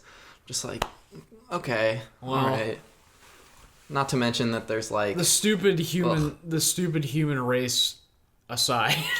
Like, the movie's like... Are we jumping into spoilers now, like, for sure? I mean, I still want to talk about it a little bit before we get into spoilers. I mean, the thing with it being like a gothic thriller, and it's very this is part of what I like about it, but it is like it sort of plays into the fact that like pretty much every character besides like Tom Holland's character, which I guess is like the closest thing to a main character in the movie. He is the main character. But even then it focuses so much on everybody else though that's like it's hard to like you don't think of him as the main character away. I did. I mean, not right away, but as it progresses, it slowly... He's definitely the thing that connects everybody. Absolutely. It's kind of at the center. And it also ends with... well, I guess we're in spoilers now. It ends with him, and it follows him all the way up into the end, and he's the only one that they follow through to the end. So I would definitely say I think he's the main other character. than him, like pretty much every other character is, like, basically like a garbage person. Mm-hmm. Which I think is interesting. Which is also kind of like that takes a page from like the noir book, where like kind of the unwritten rules of noir is like everybody's kind of like a shitty person, and even the hero is kind of like an anti-hero, which kind of fits into the whole Tom Holland thing. Like even though he's the closest thing to like a good person in the movie, he's still like, I mean, he fucking like beats the shit out of those guys and shit. But it's weird because it's like a guy. I guess we're talking about spoilers because you already kind of. Yeah. I mean, yeah. Go for it. It's like a guy like trying to like towards the end. It's like he has this past with his dad who was like did some horrific shit, and he's surrounded by horrific shit, and he's like trying his best to like come out the other end like a decent person and escape from like his fucking like where he's from and shit. Even when he does something shitty, Like it's, in this it's for like, I mean, this is kind of weird, but it's like it's for a good reason. He's not doing it to be malicious, but like But he's not a saint. Yeah, someone close to him has been like bullied or attacked, and so he goes after the person that did that. So it's almost like, yeah, he has some shitty moments, but it's not because he's a bad person. Well, it's because he's protecting those that he loves. There's not a single moment where even when he's like beating the crap out of those guys, or he's like holding Robert Pattinson at gunpoint, that you're not at least on board with what he's doing. Mm-hmm. But like every other character, for the most part, except for like a couple, is like just shitty. I mean, I was on board with his dad, Alexander Skarsgård, for like, oh fuck, is it Bill Skarsgård? Is Bill Skarsgård? Shit, that's his dad. That's his dad. My bad, folks. I was on board with him like all the way up until like the end of seeing his character. I was like, okay, so he's like he's doing some like iffy things here. I'm trying to remember, what did he do at the end? Didn't he kill his dog? Yeah, so he killed his dog. Yeah, and then he like killed himself, and like he was just doing some, and he was blaming God. He was sacrificing. He was trying to give up his dog as a sacrifice and shit. Yeah, it was really dark shit. And like, and I also liked the whole thing with like. I mean, I kind of knew when it happened it was gonna play into something later. Mm-hmm. The whole thing about like he was he was eating the pie, and then the cop saw him. Sebastian Stan saw him with the pie in his face, thinking it was blood, and that kind of plays into towards the end of the movie where he kind of has that. Even though he barely knows the kid, it's like this preconceived idea of what he is, like feeding it to he probably that he's just like this guy that's like killing everybody kind of thing, and he's. I don't know. It's kind of I like shit like that when it's all kind of like it's what you want from a movie like this, where it's everything kind of plays into. I hate to be that guy because I feel like I do it so much, and you guys might scoff at first until you hear my explanation. But I do find this movie kind of relevant right now, and I know I can see it's not meaning to, but you see all these people who are big Christians. That's like the whole thing is all of these people, you got like a preacher, you got, the Dudley guy who's a preacher, you got Robert Pattinson who's a preacher, you got his dad who's like really, really religious, and they're all like into Christianity, and they're like, look, we're good people. We have this organization or whatever that's like has this really good thing and really good message. But really, we're all shitty, and like all the shitty things that they're doing, they're justifying it because they're saying, "Well, I'm doing it for the Lord," or And I mean, not to make everything political, but like people who are doing shitty things and saying it's okay for this reason. That's what I saw. I don't think that has to be a political thing. I think that's what I took away from it. I mean, again, it's hard because I figured no one else is going to, but like it's sort of Like, I mean, that is definitely a big part of it. It's called the devil all the time. Yeah. Like, even if you have, like, a good front, there's always something, not always, but, like, in this case, there was always something malicious behind it. I mean, that character who you said played Dudley in Harry Potter, I don't remember his name. Sorry, we're terrible with names, He just sacrifices that girl that he was, like, with, basically. Yeah. Like, that shit's, like, and then... Yeah, I mean, it kept me interested because I wanted to see how it would all kind of, like, play into And Robert Pattinson's, like, have you ever... like exposed yourself like for the Lord, he's like using God like for. But funny enough, like right before fucking Tom Holland like kills him, he asks for forgiveness at the very last second. Yeah. So which like. What do you think? You haven't been doing a lot of talking. I don't know. Go ahead. What? You can't just put me on the spot. I don't know. Well, I don't know. I didn't know if you had any ideas. It just seemed like you look like you had something to say. Yeah. It's hard. I don't know. I didn't really take a whole lot out of it. Okay. I mean, obviously that religious stuff is like obviously that's what they were trying to do. Yeah, I don't really have a whole lot to say yet. Okay. But I'll pitch in. Okay. Kind of just listening. Yeah.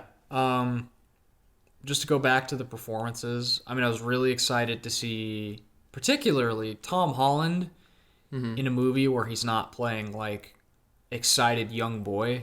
Yeah, that's true. He actually said that. I saw a like kind of interview with him. It was like behind the scenes thing, and he was like, yeah. He said kind of that, where he was like, yeah, everybody kind of knows me for playing the young, like, hey guys, look at me, I'm over here, I'm over there, like that kind of guy. That's just like the eccentric, like young guy. And so he's like, he said he was very excited to play something a lot more mellowed out, and he was hoping. He said this. He said he was hoping that people would separate his character Miles. I know his character's name in this one. Miles. They would separate Miles from Peter Parker. Of course, a lot of people didn't. They only watched it for that reason. But he said he was really hoping people would be invested in Miles' story rather than, you know, I mean, I think what he's known for. I think he was casted like perfectly for this movie. Which I would never think. Like, if somebody was like, yeah, we got Tom Holland playing like a violent Southerner, I'd be like, what? I think it's his best performance. I agree.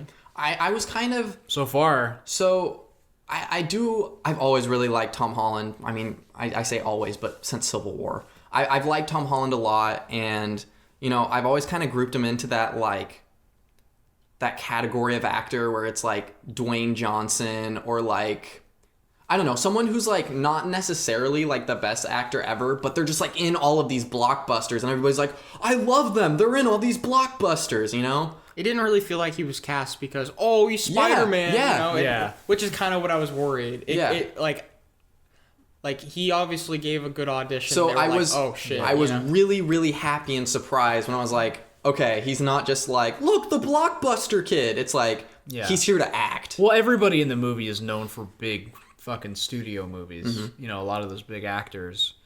And yeah, it was really cool to see like Tom Holland actually like try to give like a Try to give.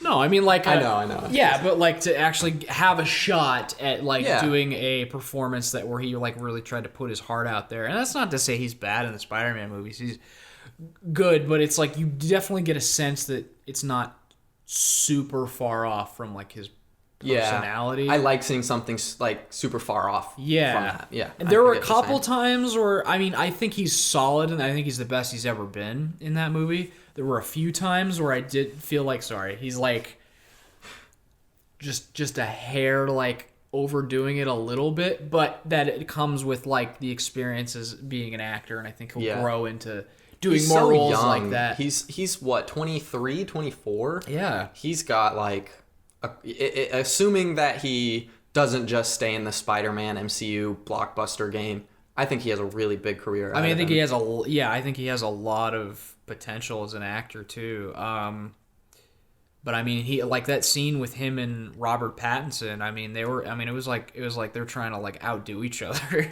I really, really hope, because that's the one thing that's so frustrating to me about streaming, is that I really hope this comes out on Blu-ray, because I really, really want to own this movie. Sometimes Netflix does Blu-ray releases if they're popular enough. I really want to own The Devil All the Time. I mean, fuck. Marriage Story got a fucking Criterion. Yeah, but those are like $40. I just want like a regular ass, like blueberry. I want a blueberry. I want a Blu-ray of The Devil All the Time. Like really bad. Yeah.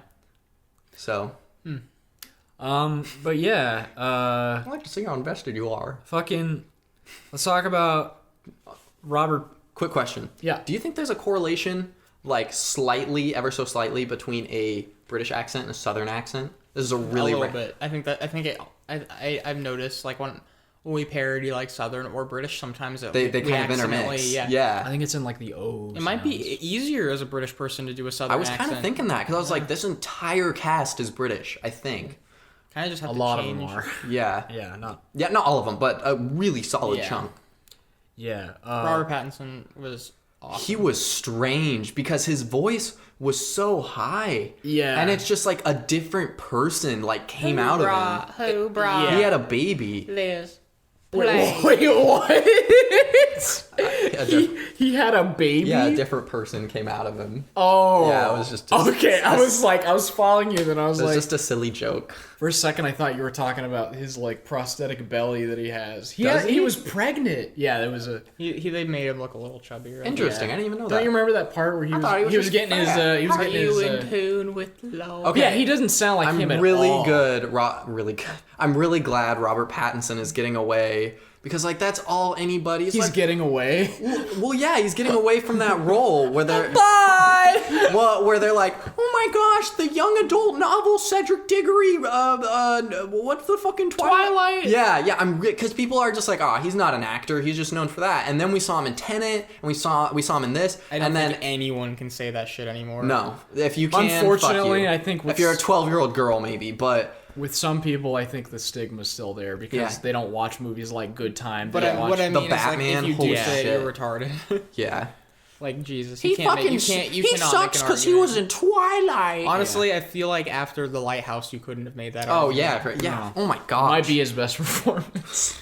He's just knocking it out of the park. Like I feel like we get a new week after week we get a new movie from him. I feel like. Yeah. So I think we've all heard the story about like how he didn't do a dialect coach.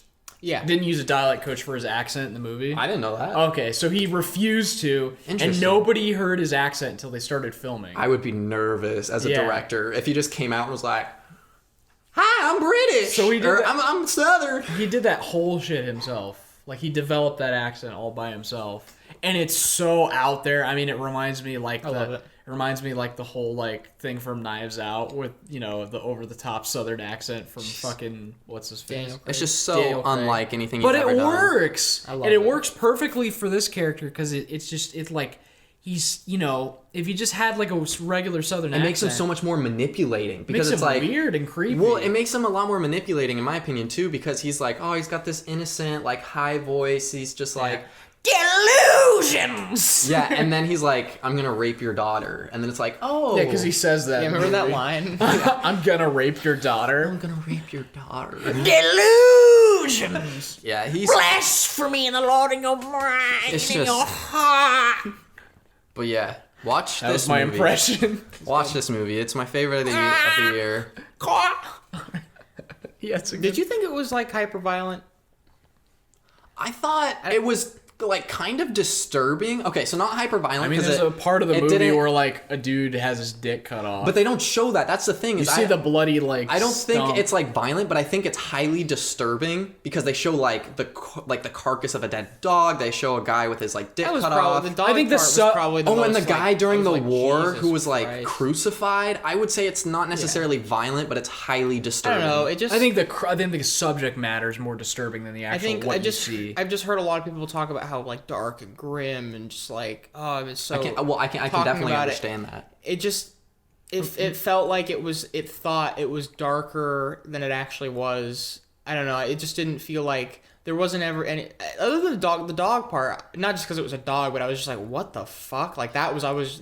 Like I felt like butterflies in my Dude, stomach. what I was about like, "Ugh." what did you think about the dude being crucified during the war and just like, oh, that got me. I was like, ooh. don't know. Like it gave Maybe me a like, part- Oh no, I remember that part because I remember specifically like the first like 30 minutes of the movie were the best parts for me. I really and then like after Bill Skarsgård kind of like after he like kills himself or whatever, I was kind of like I was still on board, but it was Yeah. just like that was definitely my favorite part. Were you expecting it to be more like straightforward narrative or? No, Okay. I don't know. I don't know what I was expecting. I just felt like I really liked the war aspects they were playing off of, like the post-war and like Yeah. that time era and stuff.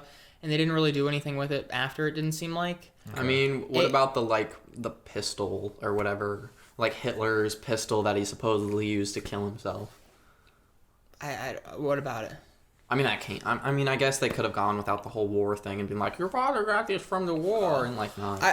I don't know. I think it's kind of funny. I just kind of feel like a little bit of the same critiques I had with Tenet. It just kind of felt like, and it also did feel like movies that I've already seen before, to be honest.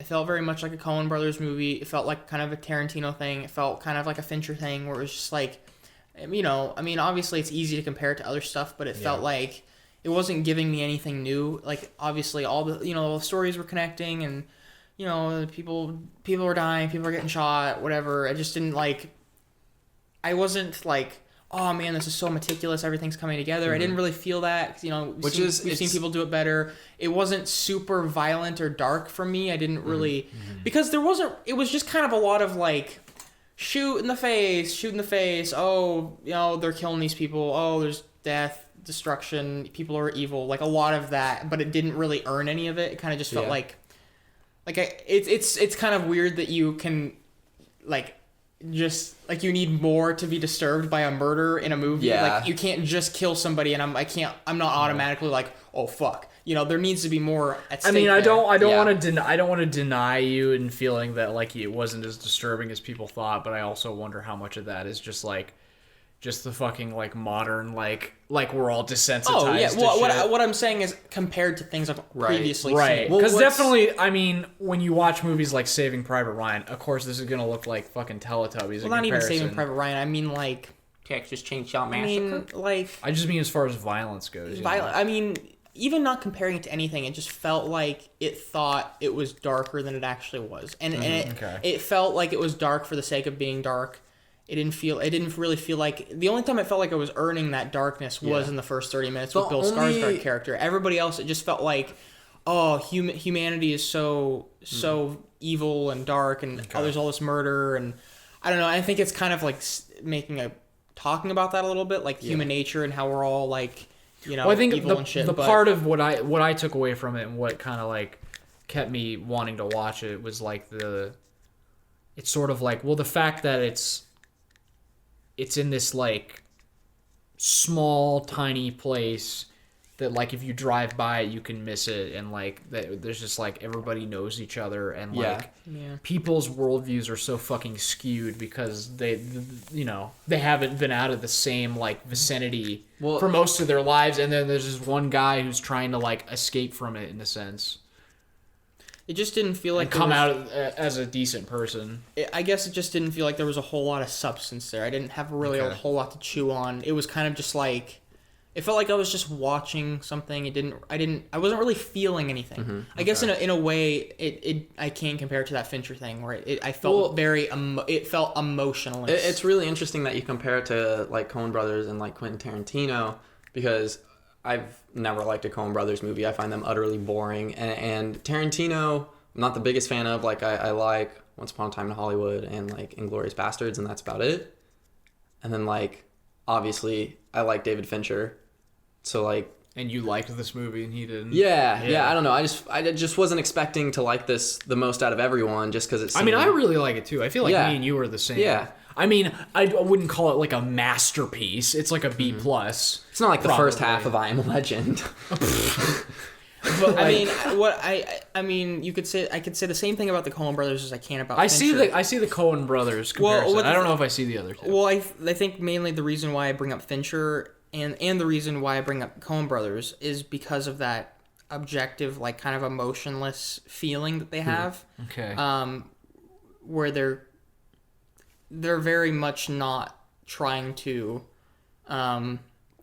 insert their own voice into it. They kind of just like, I don't know. They're just kind of like telling stories and just kind of it's very objective and they don't feel superhuman to me, and I've never been able to connect to them. So the reason why I make those comparisons is because I felt the same way with The Devil all the time.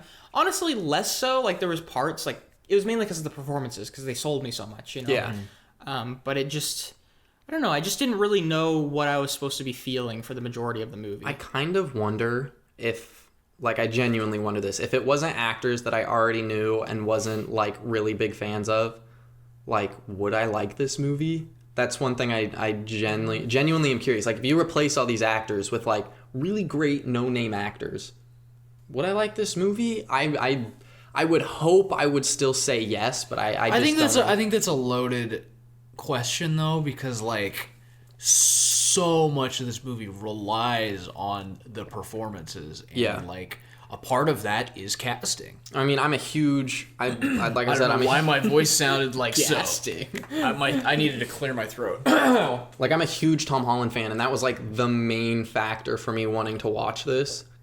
And I mean, just to explain the Tarantino comparison too, it's just because of the whole like intertwined story thing. Like non-linear. I feel like I've seen that a lot, where like a bunch of characters coming together and stuff. It's like, all right, yeah, we've seen it. That can't be your selling pitch. That can't be your pitch anymore. I see. There needs to be Okay, more. I see what you're saying, and I understand what you're saying. I just don't know if I felt the same. You're way. gonna Yeah. hate me. Yeah. We all feel, Wait, well, it's just about how it For made me feel. Tarantino is Pulp Fiction. I'm not really critiquing the movie. I'm just saying Right.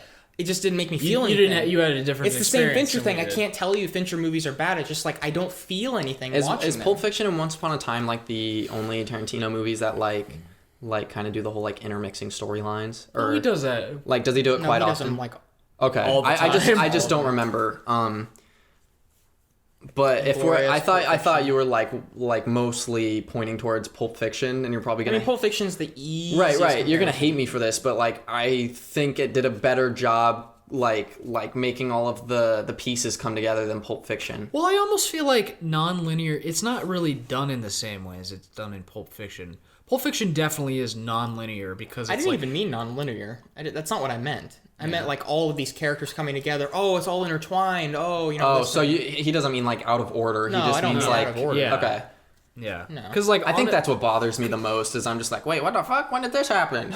With Pulp Fiction. Oh, well, yeah, Because I it's mean- like out of order. I mean, which is whatever. Yeah, that's a different Yeah. thing. I don't think The Devil All the Time even did that. No, not at all. The non-linear. But I don't know. I definitely agree with like it's not too concerned. Oh shit! It's not too concerned telling you. Uh-oh. Well, if our visuals disappear, Well, I'm almost done talking. Yeah. yeah. Well, I just wanted to say like, yeah, the movie's not too concerned with like telling you how to feel about it. It just kind of like lets you, and if you grab something from it, then that's great. But if you don't, that's that's kind of what it is. I just want to say that I find the ending very satisfying. Like that he's able Yeah. to get away from it all, and really- everybody's a shitbag dies. I really liked the tone of it and just the vibe that it gave me and what. Yeah, I liked the music a lot. Yeah. It felt very like old folktale Yeah. kind of Yeah. esque. And I'm glad people make movies like that. That's why I like the Coen Yeah. brothers, how they make movies, because it's very like it's old fashioned. It's kind of telling. Even though it's disgusting and dark and disturbing, there's almost this weird coziness feeling to it. It's Yeah. really Oh, yeah. weird. Yeah. Because that's kind of like it feels like I don't know, Coen Brothers and this movie have the feeling of like it feels like your grandpa telling you a story on like the porch. I feel like Yeah. you could get like a warm mug and like Kinda, like yeah. sit in a cabin and just like yeah. Yeah. death. Yeah, so I mean, not my favorite of the year, but I thought it was pretty good. And me Do you and wanna- me and Micah really like. I loved it. Yeah. So thank you for listening.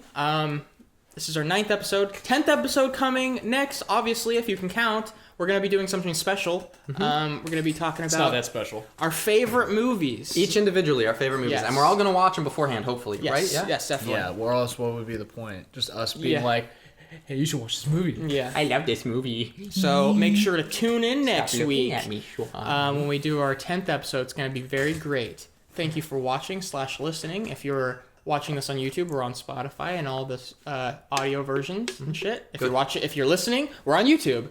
Go check out our Instagram page. Go follow us. We're Yeah. also all three of us have letterboxes, which you'll probably find And if you don't have a letterbox, get a letterbox.